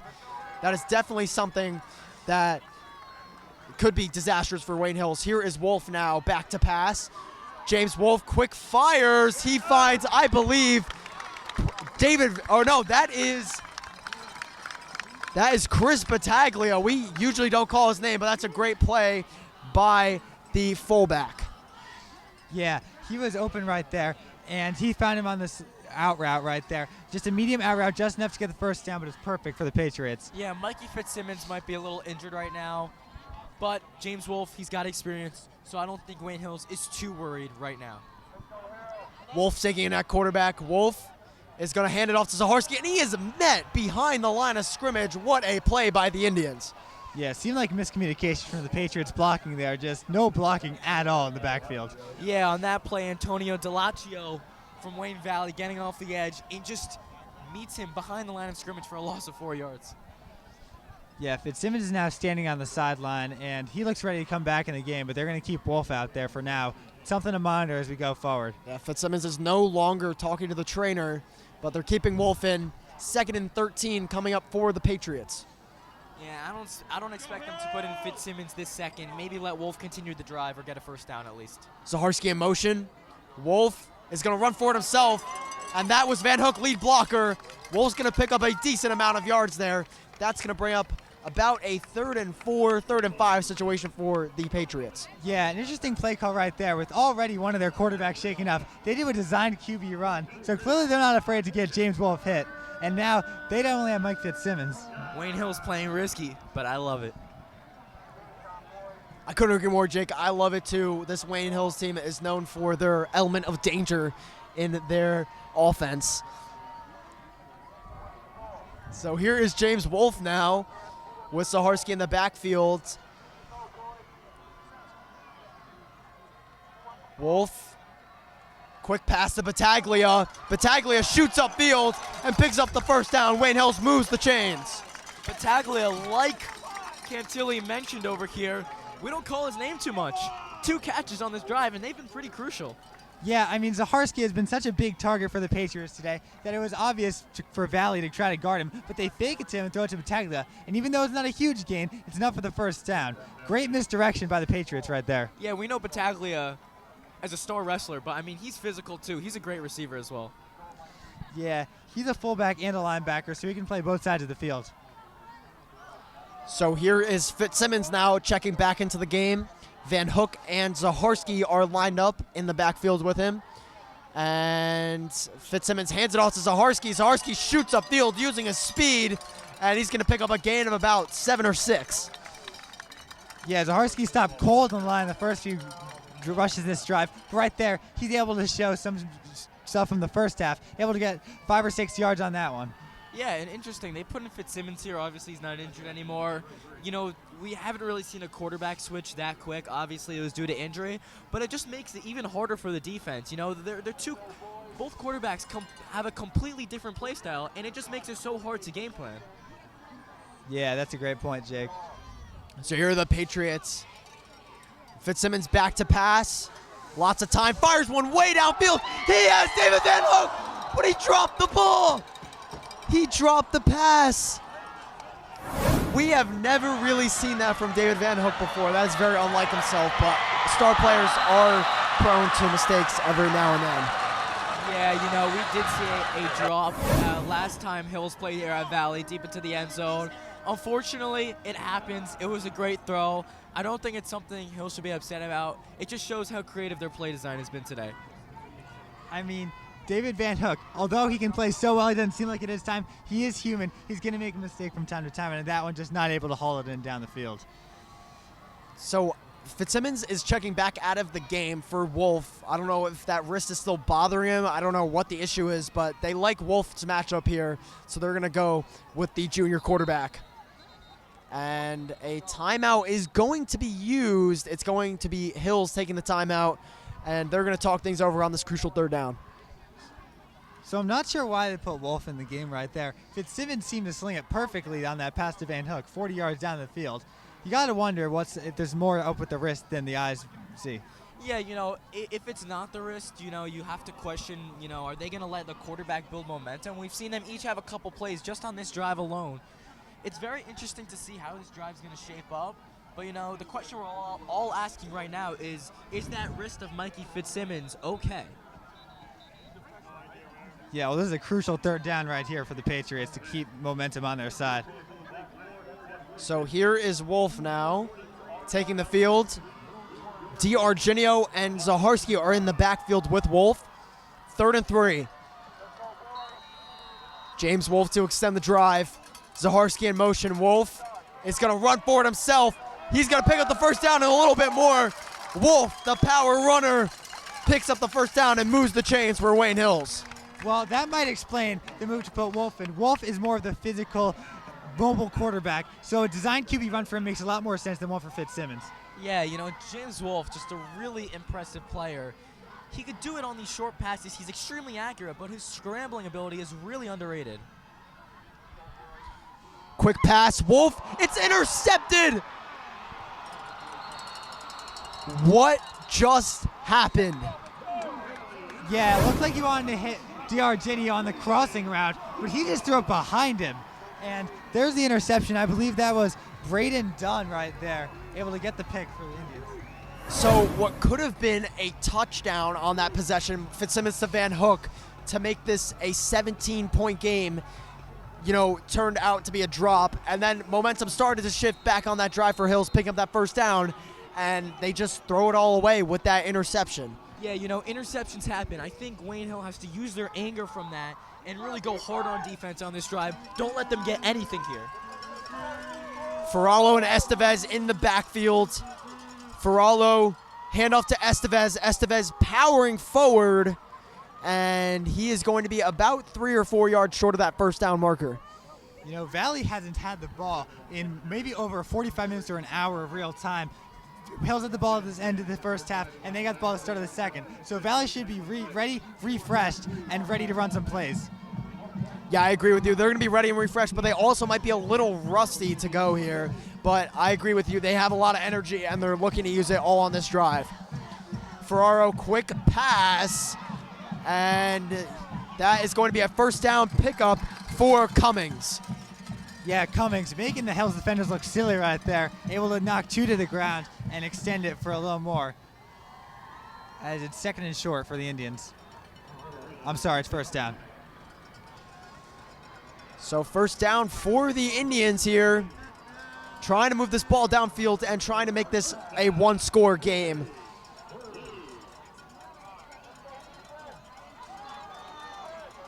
Furillo. First down pass play, quick pass to Estevez. He dropped the ball. The ball is loose. That's a fumble. I believe Valley was the one to get on top of it. Not sure if that was a completion or not. Nevertheless, Valley would have the ball either way. Not really sure what happened on that, if he was trying to run while catching it. Just a mistake you don't see often from Estevez, and one of his first real mistakes in this game, but luckily it's not going to come back to bite them just yet. Yeah, Cummings with great awareness, just able to hop right on it and not give the Patriots any chance to recover that one. So I believe it was an incomplete pass because the Indians still have the ball at the line of scrimmage, or 2nd and 10. Yeah, just great awareness there by Cummings to just hop onto the ball. That's just the extra effort you need in the close games like this. Ferraro fakes the handoff. Quick pass to Cabrales. Cabrales up the middle of the field. He's too fast, and Van Hook makes a great diving tackle to potentially erase a touchdown right there. Yeah, that's Jaden Cabrales right there. I haven't seen speed like that in any of these games. That was quick. He's scampering to the end zone. Fortunately, David Van Hick able to get the chase down tackle. Yeah, Jaden Cabrales, like a little lightning bolt out on that field. The dude has an insane amount of skill, but David Van Hook catching up to him, stops the touchdown. Yeah, he looks like he was shot out of a cannon there.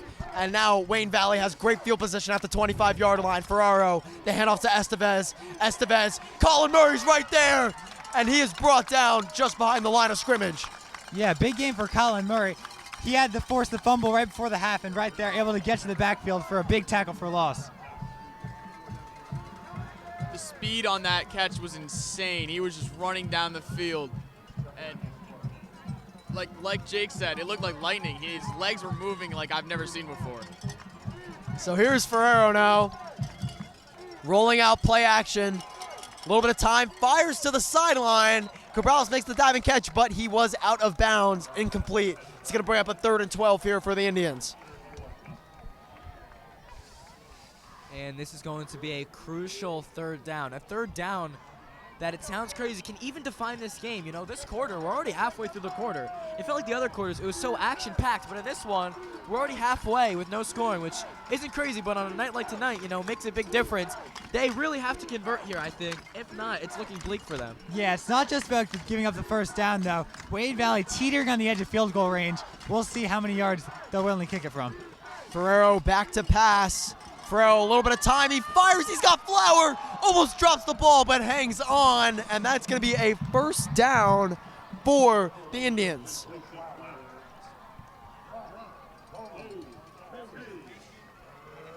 So that was a great play for the Indians. They were kind of in no man's land a little bit there. You know, if they didn't convert there, you know, you have to make the hard decision, you know, kick a really, really long field goal or go for it on 4th down. But they end up picking up the 1st down, and it's going to be 1st and goal for the Indians. Yeah, just great focus by Bryce Flower there to make sure he holds in the catch on the run. Ferraro, quick handoff to Estevez, and he is going to be brought down at the line of scrimmage. A gain of about 1 or 2. Yeah, and also something I've noticed here, maybe it's more in the red zone. You know, obviously Valley's been running on most of their plays. I think it's important. I think it's good for Hills to stack the box here. But also, it looks like a lot of their receptions have been towards the middle of the field. So maybe try to cut down on the middle of the field, whether it's a run or a pass. Yeah, well, Hill's showing some great defense on that play. We'll see how they respond to this next one. Cummings in motion. Ferraro fakes the handoff. Back to pass. A little bit of pressure. Fires. That's Cummings into the end zone. Touchdown, Wayne Valley. And they make this a 1-possession game with just under 4 minutes to go here in the 3rd quarter. And that clock management at the end of the half for Wayne Hills is coming back to haunt them. Yeah, Ty Cummings is coming for this comeback in this one. A great play on defense, a great play on offense. The dude's a stud. And just like that, Wayne Valley is right back in the middle of this. So here is Valley to make this a 24-21 point game. And the kick is nearly blocked, but the PAT is good, and it is a 3-point lead for the Patriots now. Ever since around halfway through that 2nd quarter, Wayne Valley has not been dominating, but they've just been slowly creeping up, making play after play, and they have just been taking Hill's momentum away fully. Yeah, and let's speak about momentum here. Me and Brandon have touched up on this quite a bit. For those of you guys, if you can't tell right now, this Wayne Hills section, student section and parent section, is completely dead right now. You know, I feel like a lot of these players get hyped based off the crowd in the student section. Wayne Valley over there is electric. Hills, you're still up by 3. We got to show some support on this sideline. Yeah, it is rocking on that Wayne Valley sideline right now. Yeah, I do believe that the parents are, you know, showing their support, their love for their kids in this one, but this student section has been nothing short of disappointing. They have just been silent all night. And the kick is up, and David Van Hook, he's going to take it out from inside the 5, and he's going to power forward to get past the 25-yard line. Yeah, don't want to get it too off topic here. Just back to the student section. I think the student section leaders have done a great job this year. You know, they set great themes. You know, they've really showed up every game. They've been in the front. I just wish some of the underclassmen would show a little more hype up in the student section. And I think everyone just needs to get louder as a whole. Well, speaking of student sections, Wayne Valley just got loud, as now comes a crucial drive for the Patriots, as running out to quarterback this offense is Mikey Fitzsimmons. Here is Fitzsimmons now, and Zaharski in the backfield. Fitzsimmons, the quick pass to Van Hook on the screen, and he is blown up. And that is going to be a loss of about 2 or 3. And when we talk about momentum, that's a momentum hit right there. Loss of yard, not even an incompletion, loss of yards on that play allowed him, we could hear even from here. Yeah, it looked like St. Paul might have missed his block right there. I mean, he was just completely blown up in the backfield. Here's Hills now, 2nd and 12. Just coming up on 3 minutes to go here in this third quarter.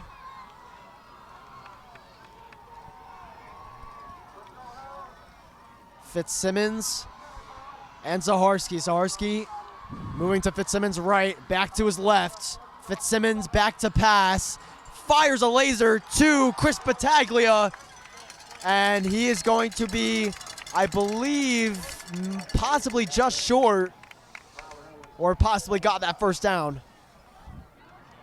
Yeah, I mean, we've seen Battaglia quite a bit in the second half so far. And Fitzsimmons, although he's more of a pocket passer, he can throw it on the run. And right there we saw that, as it looks like 3rd and short for the Patriots. Yeah, and I really like to see Battaglia getting involved here. Not just is he a good blocker, but he can catch pretty well too. So 3rd and short coming up. It looks like Hills brought in Evan Rappaport, their knuckles, to power forward and get a first down possibly here. Turner St. Paul, top of the screen. He's been quiet this half. Fitzsimmons, it's actually a pass. He's going to run for it himself. He's going to get the first down and a little bit more. Great job by Fitzsimmons, powering to get that first down. Guess they're not too concerned about that risk, Michael. They're running him for a QB design runs once again. Yeah, a lot of QB runs here today for Hills. Haven't been any like 20-yard, 30-yard gains, but these little 5-yard gains, I think, have been exponential to Hills and their drives on offense tonight. Yeah, Zaharski checks in for Rappaport right here, as Rappaport appears to maybe have a slight limp. Nothing major, though. Yeah, he appears to be fine on the sideline, as Hills now 1st and 10 from the, I believe, the 35-yard line. Milking clock a little bit here. Fitzsimmons back to pass, fires one deep downfield, nearly intercepted a dangerous ball. He was looking for either Van Hook or Veray in that area, but it was a dangerous ball and nearly picked up by Braden Rude. And I think all of our hearts on the Wayne Hill sideline just dropped. Potentially we saw an interception, maybe even Dave Van Hook coming back to catch that ball. But, you know, that was a pretty risky downfield shot, if I do say so myself. Yeah, it was hard to tell from here, but I couldn't tell if the Valley defender or St. Paul got his hands on that one. Either way, a dangerous pass into double coverage. I'm sure the drones caught that one up there in the sky. We got a few of them up here tonight. Yeah, some of these aerial shots are going to go hard. Here is Wolf now running for it himself. Wolf gets the first down a little bit more.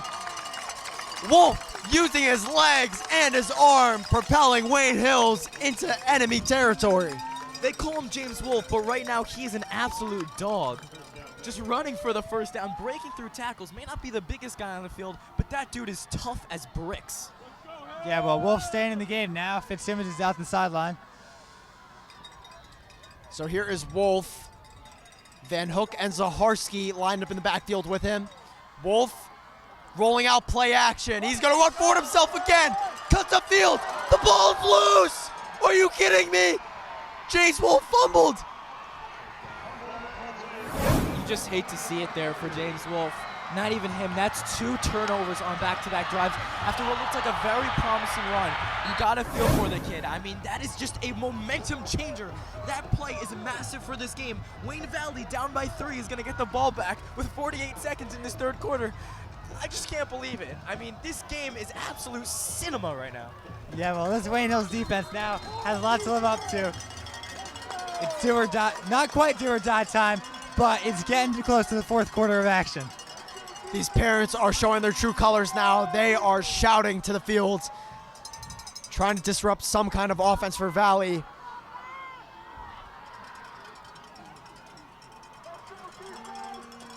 Ferrallo, Cummings in motion, the handoff to Estevez, and he is brought down at the line of scrimmage. Yeah, we need more. Wayne Hill's going to need more run stops like that one if they want to keep this lead.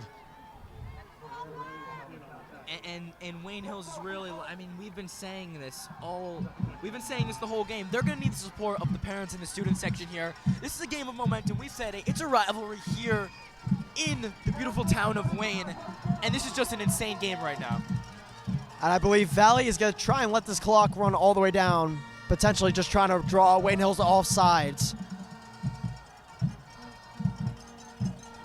6 seconds and 5 seconds here to go in the third quarter, and they are just going to let this clock run down. So at the end of the third quarter, we'd like to send it back down to our sideline reporter, Jane Hughes, with more. Jane, what do you have? Wayne Hill's offense showed signs of life at the start of the second half, but Valley's defense was able to capitalize on that turnover, and that caused Hills' momentum to absolutely be crushed and caused them to turn over again. So before we start the fourth quarter of action, we'd like to take one more chance to thank our sponsors. Tonight's broadcast has been brought to you by the following: Catalyst Performance and Rehab. Catalyst was created to bridge the gap between rehabilitation and performance training, giving you the most comprehensive approach to your health. Check out our new location in Oakland, New Jersey, Catalyst Loft, offering yoga and pilate group classes, massage therapy, chirotherapy, and rehab. And The Grove, for all your catering and special event needs, call 973-239-0270. A luxury New Jersey wedding venue for your unique love story. On the biggest day of your life, you'll be focused on each other. We'll be focused on you and only you. And by Alliance Performance, the official performance and recovery sponsor of Wayne Hills football, helping our athletes stay strong, recover fast, play their best. Alliance Performance, where champions are made. Yeah, and I would totally recommend The Grove. They have amazing food there. So anyone watching, you should definitely check it out. And The Grove is delicious, but here is Wayne Valley now. Ferrero pass, dangerous to the line of scrimmage. He was looking for his man, Kyle Betts, and he's going to pick up a gain of about 3, and it's going to bring up third down for Valley. Yeah, I mean, now this is a very important play for both sides, goes without saying. We'll see if they go with the run, which they've relied on all game, or they'll try to throw it, seeing as they need about 5 or 6 yards for that first. And I can bet Kyle Betts wanted more on that one.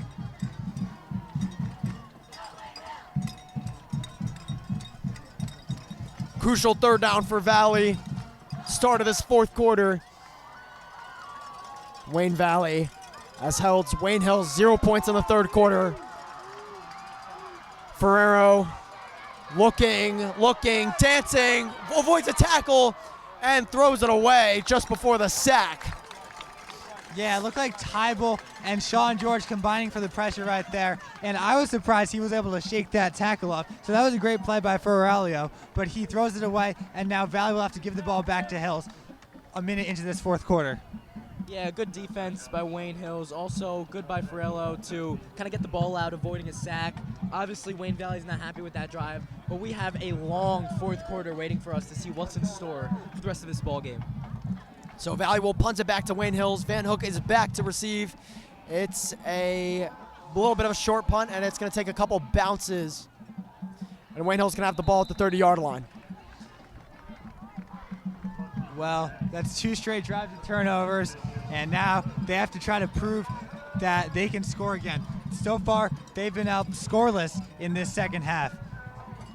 Yeah, Wayne Hills has made some mistakes in this game, but they have to have the memory of a goldfish here. They have to forget all of that and just play like it's a 0-0 game. You know, there's a lot on the line here. Power points, positioning, playoffs, a lot goes into this game. And most of all, bragging rights. Couldn't agree more. The winner of this game gets to brag for the next year and perhaps even into their adult lives.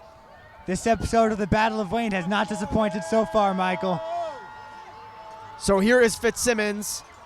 The handoff to Zaharski. Zaharski is going to pick up about 2 or 3 there before being brought down. Yeah, fake the end around to Ferrer right there, but the Valley defensive line did not seem fooled at all. Stimed at the line for maybe a gain of 1.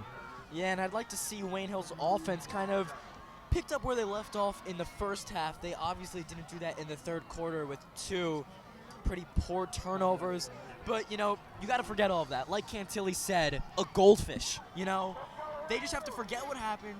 You know, think of it as a new drive, almost even a new game, only up by 3, and just go down the field, run it down their throats, and score the football.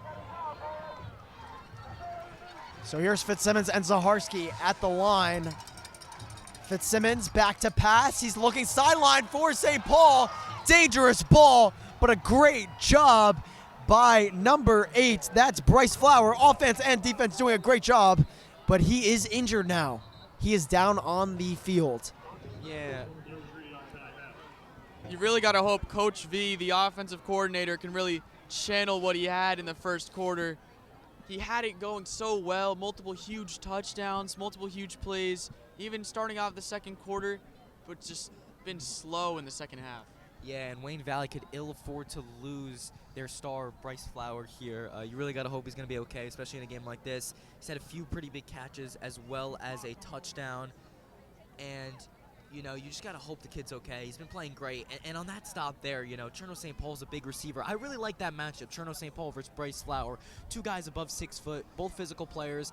And that's a matchup I think we're going to see in this fourth quarter. I think they're going to throw up some of those 50-50 balls to Cherno.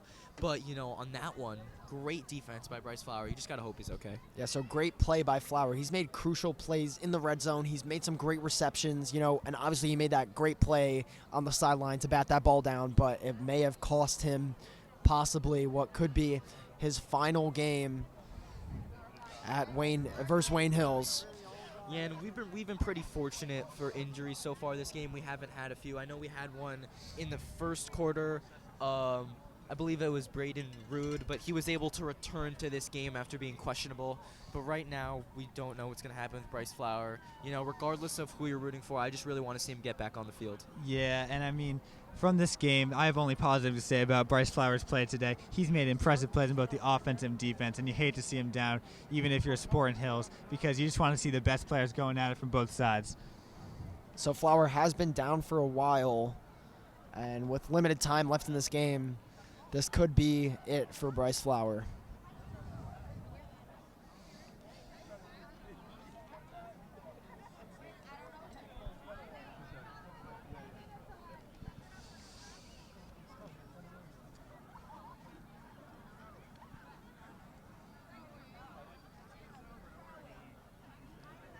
And I think now, you know, we hope obviously Bryce Flower is going to be okay. Let's talk about this Wayne Hills drive right now. 3rd and 8 for Wayne Hills. 3rd and 8 for Wayne Hills. Brandon, what do you think is going to happen? What do you want to see from Wayne Hills here? And how do you expect this game to go? I'll get back to you in a moment, Jake, but it looks like Bryce Flower is walking off the field with some help. But as you were saying on this 3rd and 8, I think they got to go with the pass to Cherno St. Paul. I mean, you obviously never want to see a player injured, but you can't deny that Valley's defense is in significantly worse condition without Bryce Flower. So, yeah, Flower's leg looks a little stiff there. You know, you have to hope it's, you know, not an Achilles or something in his knee. You know, hopefully it's just something that is a little bit of a strain, but something he could possibly come back to at the end of the season. Yeah, and you don't want to count out any possibilities, but with 10 minutes left in this game, it's pretty safe to say he may be doubtful to return in this one. I'm just hoping he could be good to go for the rest of the season, as he is a senior, and, you know, he's just an incredible player. So I really do hope the best for him. He's a good kid, obviously. Tries really hard on and off the field, and just hoping the best for his health. So after that injury timeout, Wayne Hills has had some time to talk things over. 3rd and 8 coming up. Fitzsimmons in the backfield. Fitzsimmons back to pass. A lot of time. He's firing for Van Hook and overthrown. He had him open for a split second, but overthrows him a little too much. Just not on the same page right there, Fitzsimmons and Van Hook. The connection between them is usually elite, but right there, just not able to connect. Yeah, you know, Wayne Hills, let's look at their offense in this second half. Definitely underperforming to standards, especially in comparison to their first half. It just looks like chemistry issues right now. You know, the offensive line's been fine, but they really got to, you know, step it up here going into what is the final quarter. So here is Wayne Valley now, and they could potentially have good field position, but the snap is too high on the punt. Van Hook, he's going to do a great job at still punting it. What a play by David Van Hook. Oh, my. And that goes from what Wayne Valley would be getting it on the opposing 5-yard line to a punt at midfield. David Van Hook, I don't have any words for you. You are incredible. Well, they're going to mark him down at the spot where it touched the returner. It looked like it hit the back of one of the Hills returners at about the Hills 45, so that's where Valley will get possession. Yeah, obviously great effort there by David Van Hook, but the long snapper there, don't know who it is, don't want to fixate on that, but obviously you can't afford that here. David still got the punt off, Van Hook got the punt off, but Wayne Valley still has good field position here, and you just don't like to see it. Yeah, like you said, Jake, the Indians still have great field position, but David Van Hook took what could have been better field position at their own 5-yard line and still did a great job punting that one away. And Wayne Valley still with good field position, but they still have a little bit to travel to the end zone, but they have plenty of time to do so. Ferralio and Estevez, the duo in the backfield. Ferralio is going to play action. He's going to fire to Cabrales on the sideline. Cabrales dances for a second, but is brought down. That's going to be a gain of about 5. It's going to bring up a second down. Yeah, really nice tackle there by David Van Hook, not falling for any of the fakes. Holds, what could have been a huge gain if he were to break any tackles. But, David Van Hook's been incredible on both sides of the ball today, and he's just that guy you need on every single football team. Yeah, I don't know where this Wayne Hills team would be without David Van Hook. He's done it all this season for both sides of the ball. So it looks like there was a penalty on that play, and it's going to back the Indians up 5 yards. I'm not sure what the call was, but despite that, that turns a 5-yard gain into a 5-yard loss. 10-yard swing right there for the Indians. Yeah, Wayne Hill subbing out to Harsky and putting in an extra lineman in on this play. We'll see what kind of blitz they have in store. It'll probably be a blitz as Demikoff now moves to your bottom of the screen. And the blitz comes. And as Cabrales does a great job escaping the pocket, he stays on his feet. He's still on his feet. He's inside the 10. Still on his feet. Touchdown, Indians. How did he stay on his feet? What a job by Jaden Cabrales. And Valley has just taken the lead with 9 minutes to go here in this game. Yeah, I don't want to talk bad about Wayne Hills, as I'm a huge supporter myself. I can't be biased here. That's really poor tackling, You just got to play better defense than that. He just made the defense look silly. Now Wayne Valley has the lead. This is a complete 180 on this ball game. Yeah, he looks like me in gym football today. Yeah, Cantilli putting up Hall of Fame numbers in gym. Yeah, and that extra point is good. So now Valley leads 28-24. Hills needs a touchdown to take the lead, and there is just about 9 minutes to go here in this game. And I just wanna point out the Wayne Valley student section may have broken the sound barrier on this stream. That was just absurd. You guys may not be able to hear it from here, but absolutely, it was an eruption from their sideline. They got great school spirit. I think Wayne Hills needs to step it up, especially the students here, if they want to win this game. It sounds silly, but a lot of the players' skill comes from the fans. Well, whether it be from the student section or not, Wayne Hills has to come out with a renewed tenacity on this drive, as they have looked helpless in this second half of offense. They've maybe only gotten the ball to the 50-yard line one time. Now, I don't want to get ahead of myself, but this drive for Wayne Hills could possibly be the ball game. They have to be very conservative. They have to be very, just very careful with what decisions they make. The game hinges possibly on this drive as the kickoff is up, and David Van Hook is going to elect not to receive, and it's a flag. It's out of bounds, so Wayne Hills will have the ball at the 40-yard line. Yeah, just the elite IQ there by David Van Hook, knowing not to touch it. So Wayne Valley will get the penalty marker, helping their field position slightly. And little things like those can really help a team when you're down and you kind of have to score on this drive. Yeah, for what seems like one of the first times in the second half, Wayne Hills catches a break. But this is significant. Setting in the ball at the 15, 20-yard line, which is where most of Van Hook's returns have come. They get the ball at the 35. So that's a major boost to this, frankly, ailing offense tonight. Yeah, Wayne Hills hasn't been able to score here in this second half. this would be an important time to put their first points on the board in this half. Valley, on the other hand, scoring 2 touchdowns in this half alone. Yeah, Wayne Valley 14 unanswered points here in this second half. James Wolf, legacy defining drive here. Wolf back to pass, dancing in the pocket a little bit. Nowhere to go. He's going to run for it himself. Wolf is going to step out of the bounds. A little bit of a late hit there. My God. That is ridiculous. That was a little aggressive there by the Wayne Valley defenders. But yes, James Wolf can erase all of his mistakes here with a legacy touchdown leading drive here. Great call there by Mike, and I 100% agree with you. Yeah, but it's important for James Wolf. Just forget about his mistakes. He has played incredible all season. It was just 2 bad drives, and he can erase all of that with a great touchdown drive here for the Brain Hills in the 4th quarter. So here's Wolf back to pass. He's going to fire one quick to the sideline. It's Van Hook, and I believe he's going to get that first down and move the chains for Wayne Hills. And credit to Wolf. He seems to have just as much confidence as he did. He's come out slinging it. He comes out with a 5-yard run and then a short pass. While these aren't deep shots, it shows that he still has the confidence to move the ball however he pleases. Yeah, and with James Wolf, he's just a super accurate quarterback. He can throw on the run too.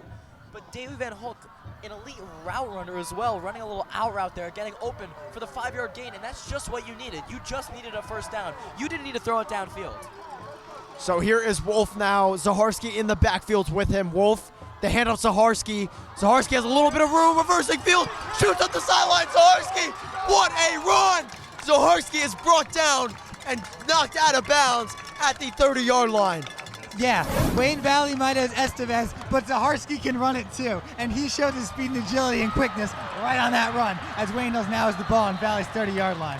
Yeah, it looks like we got 2 versions of Sonic here. Jaden Cabrales for Wayne Valley and Ethan Zarkarski for Wayne Hills. They're both just elite running backs, super fast. And on that one, I couldn't even follow him. He was going down the field that fast, almost at the speed of light. So Wayne Valley student section's gotten a lot quieter here. Here is Wolf now. A handoff to the power runner, Rappaport. He's going to bounce upfield. Not much to go. And he's going to be brought down at the line of scrimmage or for a loss of 1. Clock still running. Inside 9 minutes to go. Plenty of time here to go left in this game. Yeah, we know Rappaport, a great goal line back there. Honestly, in that situation, I think Zarkarski on a screen pass wouldn't have been a bad play call. Obviously, Rappaport super talented as well. But, that's really no gain on that. They got 2 yards, but just not enough at this point in the game. Rappaport tried to look towards the sideline, try to wrap around, but the Valley defense had multiple people at that area just ready to wrap him out. Here is Wolf now. D'Argenio and Zaharski in the backfield. Zaharski goes in motion. Wolf's going to run it himself, and he's going to be bottled up. Blow the whistle, ref. Come on. Yeah, things might get chippy in this last 8 minutes here between this rivalry at Wayne Hills. At the end of the day, it's one town, one heart, and we are here for a great cause. But, this is an exciting game, one of the best games I've seen, Wayne Hills versus Wayne Valley, in my lifetime. Jake, truly inspiring words just there. We are one town. We are one family. No matter the outcome of this game, we are just one big, happy family. That being said, would love a Wayne Hills win here. True that, but here's Wolf now, the handoff to Zaharski, and he's going to power forward for the first down. Yeah, just barely got the first down, but that's important because that field goal doesn't do Wayne Hills a whole lot of good right here. They're down by 4. The only good thing about the field goal is if Wayne Valley then scored a touchdown and keep them in 1-possession territory. Well, obviously the touchdown's ideal. And speaking of field goal, we saw at the end of the second half, Wayne Hill's use of timeouts. I'm not going to go too in-depth into that unless I have to. So that's all I'm going to say for now. But it's looking like that may be a deciding factor. Sure is, Jake. Yeah, so it could have been a tie game here had Wayne Hills managed the clock a tiny bit better. Is now a 4-point deficit for Hills, but they are driving here. Wolf, the handoff to Zaharski. Zaharski shooting upfield, spinning, still on his feet, and he is driving forward. And he's going to pick up what could have been at least 2 or 4 and picks it up for about 6 or 7 maybe. Yeah, Zaharski looking like a fidget spinner on that one. Yeah, I mean, he's just like, he's like a particle. I mean, the dude moves fast, Yeah, not also like a particle, bouncing between defenders. You can't tell where he is. Yeah, I feel like we're in science class right now. It's Friday night.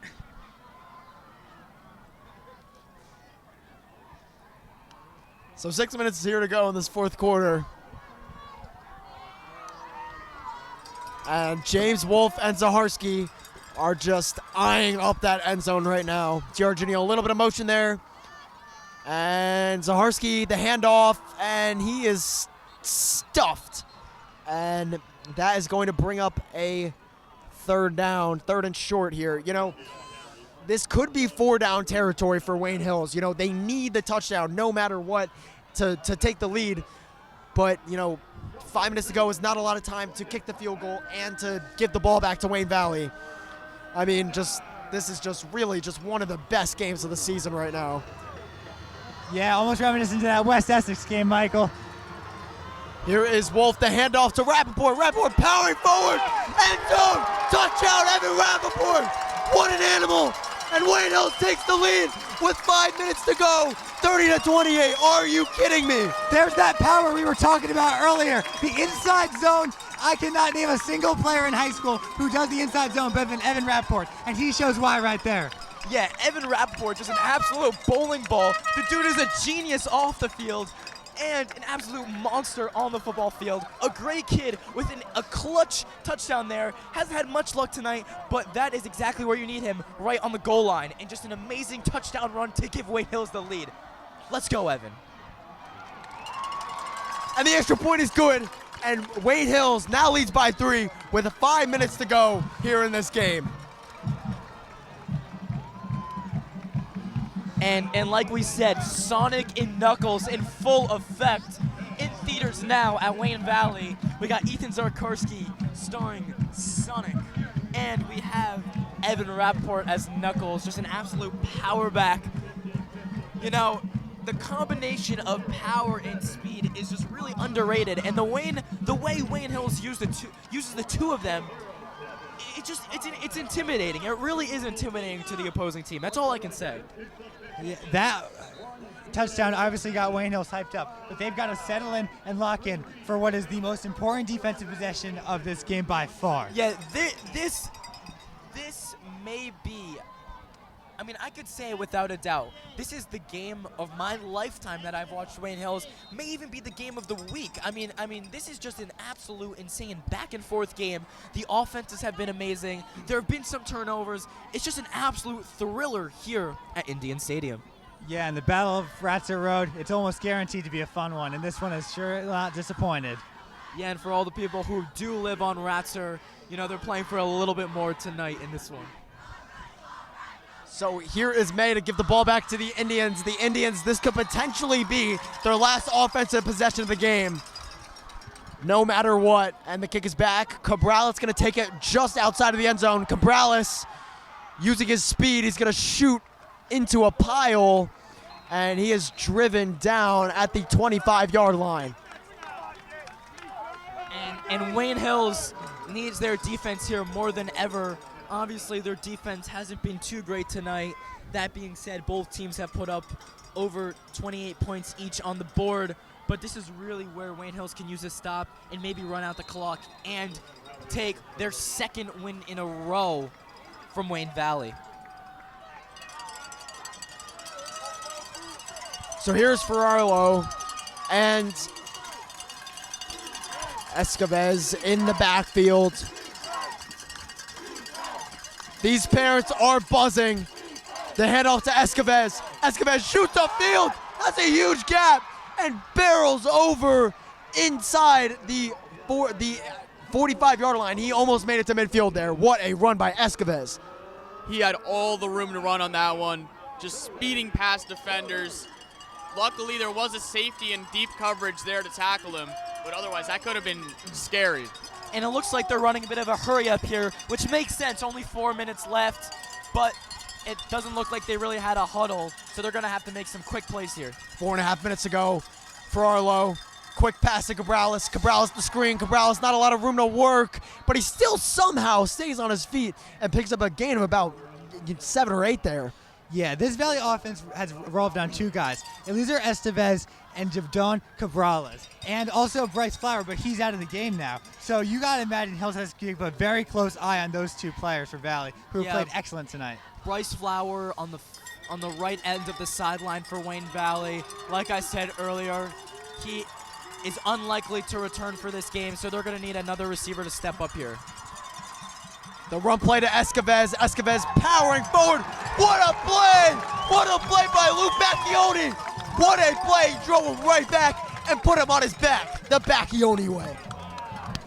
Yeah, Bacchioni, we haven't seen him on offense at all today, but right there, he shows his defensive presence in a huge way. And now it's third down and medium for the Indians. So a crucial third down for Wayne Valley. Obviously 4 down territory no matter what. 3rd and 5. Interesting to see what the Indians do here. Farlow back to pass. Farlow, a little bit of pressure. He's going to run for himself. The ball is loose. The ball is loose. Sean George jumped on it. Sean George jumped on it. Wayne Hills has the ball. What a play by the defense. Oh, my God. And this has been a game of turnovers here at Indian Stadium. Wayne Hills with an absolute massive fumble recovery. Sean George hops right on the ball, and with only 3 minutes and 42 seconds left, Wayne Hills is looking pretty good right now. That being said, they still have to play smart here. Yeah, I'm sorry. For Valley, looked a little unaware on that play. He had 2 defenders crashing in on his back, and they forced the fumble, and Sean George right there to jump on it. So this game is not over yet. Still about 4 minutes to go. Wayne Hills with the ball. Valley, I believe, still has all 3 timeouts, so it's not over, but Wayne Hills in great position now. The handoff to Zaharski. Zaharski on the sideline. And a little bit of danger there, and it's going to bring up a 2nd down and 7. Something to note there, going out of bounds, just something you really can't do here when you are up with only 3 minutes left. That stops the clock. I mean, we see it a lot. Obviously, he's a younger player, so that's maybe a mistake he has to learn to fix, but you really can't go out of bounds on that type of play. You have to let the clock run down to triple zeros.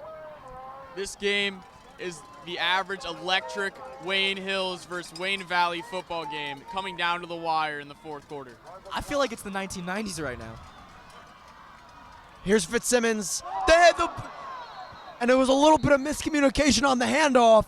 The ball came loose, but Fitzsimmons did a good job jumping on it, but that's going to be a loss of about 3 there. And it's going to bring up 3rd and long for Hills.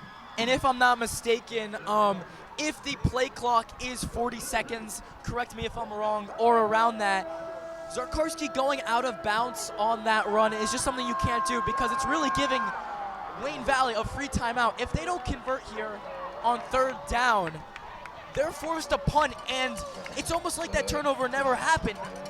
You just have to subtract 2 minutes from the clock. So here's Fitzsimmons now in the backfield with Zaharski. Fakes the handoff. Fitzsimmons back to pass, dancing in the pocket a little bit, rolls out, fires one way downfield for St. Paul, and it's intercepted. Oh my God. I believe that was intercepted. What a play. Oh what my a God. Play The game Braden of turnovers. We have seen turnover after turnover. I can't believe it right now. Fitzsimmons goes downfield. And honestly, I don't know if that play call, I don't hate it because it's the same thing as a punt essentially, but it's a turnover you just can't afford. And now Wayne Valley down by 3 could easily send this game to overtime or even win it. Yeah, well, I think that's what you call an arm punt. Honestly, I don't hate that play because you pinned Wayne Valley inside their own 10. Could you have done with the punt? It's not clear, but now you know that you got Wayne Valley backed up way in their own territory. So here's Farlow. They have a lot of ground to make up in just 3 minutes. Quick screen pass to Corrales. And he's going to be bottled up. He's going to pick up a gain of about 8 or 9, just short of the 1st down. And I just want to say 2 things. I really like that play call there, a screen pass to Jaden Cabrales. All it takes is for him to break 2 or 3 tackles, and it's a house call for him. But also on that arm punt, if they had just ran it, they could have subtracted more time off the clock. Well, we're approaching the 2-minute mark here. Coming down to the wire. So that will be a 1st down for the Indians. 1st and 10 here. Watch Nemikov off the edge. Farlow's going to run for it. Quick pass. That's a quick pass. Too rude. But he definitely crossed the line. Are we serious? And that is just a questionable call. Obviously, we can't replay it in real time. To me, it looked like he was over the line of scrimmage. Obviously, when you guys are watching this, you'll be able to make the call for yourselves. But if that's a blown call, that could potentially affect this game. Ferrarlo, the snap, rolling out. Ferrarlo, he's going to run for it himself and step out of bounds. He's going to pick up a gain of about 3 or 4 on that play. Yeah, going back to that previous play, Troy Demikoff seemed to be rushing off the edge, but I just want to shout out Estevez right there. He made an incredible block to stop Demikoff at the last second and to keep the play alive for Wayne Valley.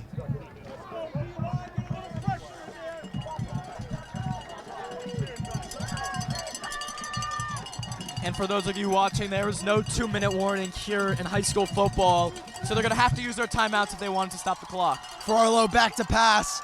Ferrarlo firing way downfield. He's got Cabrales. No one's there. Cabrales is still on his feet. No! Touchdown, Wayne Valley. Wayne Valley takes the lead, 34-31, with a minute and a half to go. An absolute shocker for Wayne Hills. They just give up. Jaden Cabrales, like I said, all it takes is for Cabrales to get open. He's an absolute superstar. I have never seen anything like this. A huge touchdown to Jaden Cabrales with a minute 38. There are a lot of questions the Wayne Hills fans and everyone watching has to ask this coaching staff and how they played in these last few minutes. Oh! The kick is blocked! What a play! What a play by Sean George! Are you serious? Are you serious? This game is madness! This game is madness! And what could have been a 4-point lead, now only a 3-point lead. All they need is a field goal to send this game into overtime. I mean, my heart rate is through the roof. I don't know how I'm going to take the SAT tomorrow morning. I don't know how I'm going to get any sleep tonight. I got to come back here for the SAT tomorrow here at Wayne Valley. But all I can think about is this incredible game. Oh, wow, this is a classic already. Yeah, this is showing a similar storyline to that game against West Essex in which Wayne Hills squeaked out the win in overtime. Now, they have to go, Wayne Hills has to mount a drive of their own to get at least in the field goal range to get the leg of Matt May in 1 minute and 38 seconds. So a crucial drive coming up for Wayne Hills. You know, they have 2 timeouts, a minute and a half to go. I mean, this is literally Wayne Hills. They have not a lot of time, but they have the offense. They have the players to do this. This is Wayne Hills' time right now. And like I said, I'd go in depth earlier about the questionable decision making. The scoreboard said Wayne Hills had 3 timeouts left at the end of the second half. We may be wrong about that, but if that is true, Wayne Hills could have had a touchdown. That would have made it a 34-34 game. If Wayne Hills does lose this game, they're going to have to be dreading the decision making at the end of the second half. So here's Van Hook to take it back from inside the 5. Van Hook, they need a big return, and he's brought down at the 15-yard line. He's not going to go anywhere. Yeah, the Wayne Valley student section, electric. People are saying the bleachers over there may even break. They are jumping up and down. They're like animals over there. And then let's look at this Wayne Hills student section.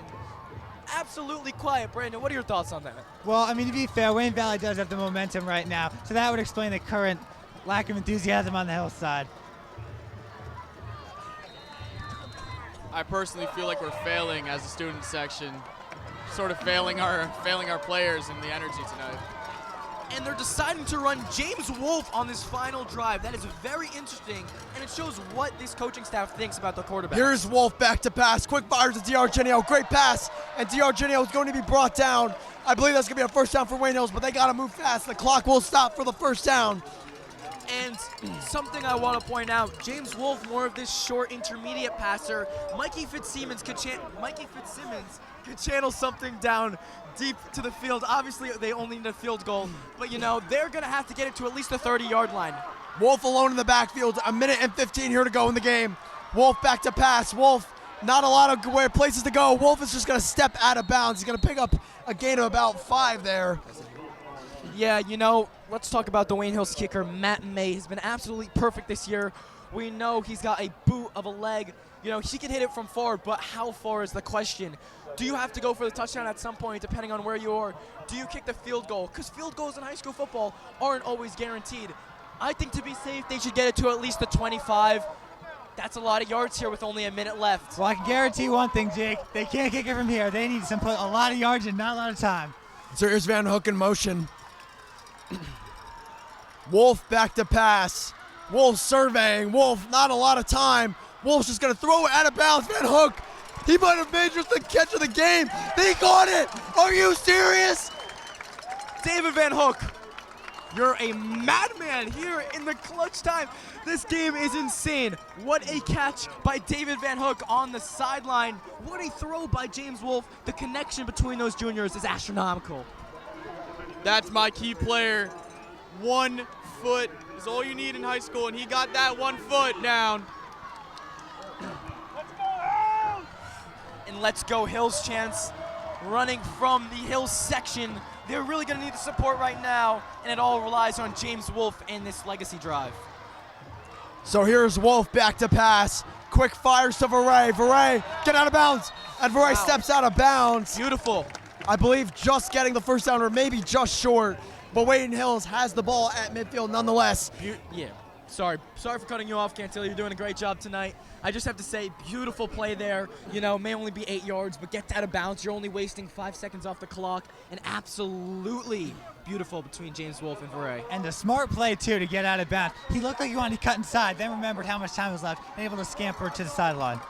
Wayne Hills, all they may need here is about like 20 yards. Matt May has a leg. He can kick it from 45. Here's Wolf back to pass. Wolf, not a lot of time again. He's going to roll out of the pocket, run for it himself. He's going to get the first down a little more. Whoa! Whoa! That's a flag! James Wolf is pushed down. James Wolf is pushed down out of bounds. That's going to maybe a 15-yard penalty. An incredibly stupid play by the Indians. And that's just another stupid flag by the Indians. One in the first quarter, one here in the fourth quarter. James Wolf can take that hit. He's a strong kid. He's tough. And I know that is going to help Wayne Hills put them closer to field goal range here. And just a major mental miscue for Zion Denham of the Indians. He was out of bounds. There was no need to put that hit on him. At this point in the game, you cannot afford to make that mistake. So here is Hills now from the 32-yard line. Dare I say, this is Matt May range, but you obviously want to give your kicker a better opportunity to make this a sure shot field goal or even score a touchdown and win the game. Here's Wolf back to pass, surveying. Again, not a lot of time. Escaping the pocket. Fires to Veray. Veray. Oh my. It looks like he high-wired the sideline, but he's out of bounds. And I do want to mention for Wayne Hills here, 2 timeouts left. If they need to throw something towards the middle of the field, they can here if that's what they must do. Still 40 seconds, and now they look in pretty good shape. They may even take some shots to win this football game. Yeah, it looked like right there just a messy pocket. I mean, there was defenders behind Wolf. There was offensive linemen blocking nobody, and yet Wolf is somehow able to scamper out of that mess and get it to Veray. Yeah, I don't hate throwing up a 50-50 ball to Cherno St. Paul here. It's risky, but I think if you want to win this game, you got to be risky. I'm not sure of the high school overtime rules. I think you got to try and win it now. So I'm a little confused here. I mean, Wayne Hills obviously using the timeout to regroup for a second, but Veray was out of bounds. They just used one of their timeouts. I believe they only have 1 timeout left now. 40 seconds to go nonetheless. Wayne Hills first down from the 20-yard line. Here is Wolf and Zaharski in the backfield. Wolf dropping back to pass. Wolf surveying. Wolf looking. Zaharski Wolf firing to St. Paul. It slips through his hands. Incomplete. Stops the clock. No, he caught it! It fell out of his hand! It fell out of his hand. I think Kyle it was DiArgenio. caught. I think it was DiArgenio. I believe that was Kyle DiArgenio, the big boy with the catch there, and absolutely insane there, getting out of bounds. James Wolf has all the time in the world here, behind that amazing O-line. It deflected off of Cherno's hands and went into the hands of Kyle DiArgenio, I believe. What a play. 30 seconds to go here. Wolf, Van Hook, and Zaharski all in the backfield. The quick handoff to Zaharski. Zaharski out of bounds, and he may be just short of the first down. The time stops at 27 seconds to go here in the fourth quarter. I'm a really big fan of that play call. They may not be expecting the run here, but if you could just get him to the right side and have a clear lane to go out of bounds. And I want to also say the Wayne Hills offensive line, and shout out to the Wayne Hills offensive line coach. They have looked insane tonight. James Wolf practically under no pressure at this point in the game. Absolutely unreal. This place is electric. Wolf, the handoff. Zaharski takes a big hit. He's out of bounds. That may be a first down, and it stops the clock with 22 seconds to go. First and goal for Wayne Hills They have a huge opportunity to win this game here. This is unbelievable. 22 seconds remaining on, I believe, this is first down. This is where big memories are made for this Wayne Hills football team. They got to play smart here above all. You cannot turn the ball over. You have a field goal that can send it to overtime. Do not throw up anything risky that could be intercepted. 22 seconds away from either a Wayne Valley victory, a Wayne Hills victory, or overtime. The most up and down game we've seen. Wolf is gonna run for it himself. Wolf is brought down. He's not gonna get to the sideline. Hills is gonna have to use a timeout here, and they will. Matthew May might have to step in and make a play here, but Wayne Hills will have an opportunity to at least 2 more shots to the end zone here. Yeah, I don't think you play it too risky here. Obviously, you want to go for the win, but obviously only 1 or 0 timeouts. The scoreboard not really in our favor tonight with the timeouts. But what I will say is I do have a lot of trust in Matt May here. He's been pretty perfect. I don't want to jinx it, of course, but I know he's got ice in his veins. So I think they know he could always send them to overtime, but I think Wayne Hills wants to go for the win here. Yeah, but you got to be careful. Since you have no timeouts, you can't really run it. You got to throw it here, but you don't want a Malcolm Butler-esque interception. You just got to be smart with the ball and only throw if he's truly open. If not, throw it away and live another down. 17 seconds here to go. Wayne Hills trailing by 3. James Wolf in the pocket, dropping back. Wolf surveying, Wolf rolling, escapes a sack, throws to St. Paul. St. Paul is short. St. Paul is short. 10 seconds to go. 3rd and goal from about the 2 or 3 yard line. What a play by James Wolf, avoiding pressure and delivering a great pass to Cherno St. Paul. And it's interesting to see Matt May doesn't seem to be warming up. Oh, now Matt May is going to warm up on the sidelines for a potential kick. I think Wayne Hills is going to try to throw a shot into the end zone here, whether it's a fade or a slant. I mean, I may be wrong, but I think Wayne Hills has no timeouts. They can't afford a run play here, obviously. They're going to run with Starski. Oh, my God. And he may be stuffed. You got it. And no. And he's short. What do you do here? And then they use a timeout. So Wayne Hills did have a timeout in their back pocket here. But what do you do? What do you do? You can kick the field goal, which is a sure shot win with Matt May, or not a win, to send it to overtime, or you run it with your power running backs and win this football game. What are you going to do? The ball's at the half-yard line. Matt May is staying off the field, I believe. They're going for this is crazy. It looks like the Wayne Hills offense is going to try to go for the win here. This is where legends are made, and let's see if Wayne Hills could pull off what would be an insane finish to this game.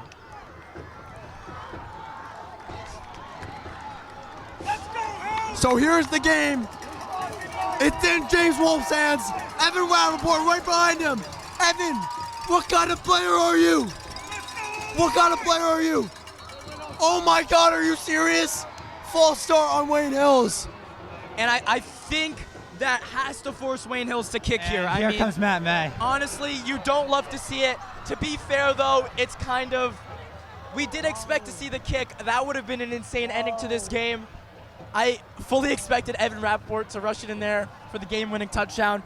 But nevertheless, it looks like Matt May is going to go for the game-tying kick and maybe send this thing to overtime. If Evan Rappaport scored there, I was going to lose my mind.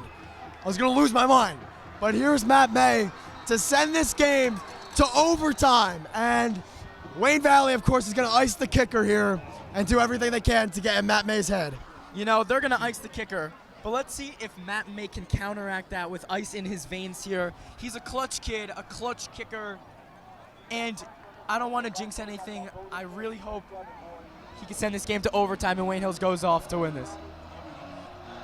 No matter what happens here, this has been an amazing addition to the book that is the Wayne Hills-Wayne Valley rivalry. Obviously, now we come here in honor of Rocco Sill Valley, and let's not forget that. And it's great to see the town come together on one day. But here we go. Matt May, one kick for the tie to send it to overtime. Can he do it? Yeah, you know, we are, of course, here for one cause, one town, one heart, like we said earlier. But, you know, it is more than just a game This game, though, is insanely close, and it's going to be one that we look back in history. And now Matt May lining up for the field goal. This Wayne Valley side is screaming right now. Matt May from 25 to send this game to overtime. Matt May, the kick is up. It's no good. It's blocked. Are you serious? Matt May's only extra point and only field goal miss of the season comes in this moment. It is tipped and it is blocked. And you just can't make that up. A back and forth game. Loses on a missed field goal. There is no noise here on this Wayne Hills sideline, and I don't want to put salt in the wound, but let's look back at that second half. You know, you never know if this game could have went to overtime. It's just an insane ending, and honestly, we're going to look back at this one for years to come. Yeah, I mean, even though it didn't turn out in Hill's favor, just an amazing game all around. You'll have to see it. You'll have to see them going at it. A great game for Cherno St. Paul, a great game for Ethan Zaharski, and a game characterized by second half offensive struggles for Wayne Hills. So Wayne Valley students are flooding the fields. I hope this burns a fire in Wayne Hills to just finish your season undefeated. Go beat up Old Japan. Go upset Old Japan. Go to the playoffs. Go show them that this game is a fluke. Go show them that this wasn't the real Wayne Hills in this game. Well, that about wraps up. Once again, tonight's final score is 34 Wayne Valley, and unfortunately the Wayne Hills Patriots only 31. We will see you right back here next week as the Patriots host Passaic Valley. Before we say goodnight, we would like to thank our amazing crew, Chad Thompson, Liam O'Loughlin, Jason Tusha, Caitlin Pakonis. So on behalf of the entire Wayne Hills TV crew, good night, and we will see you next week as the Patriots return home to face the Hornets of Passaic Valley.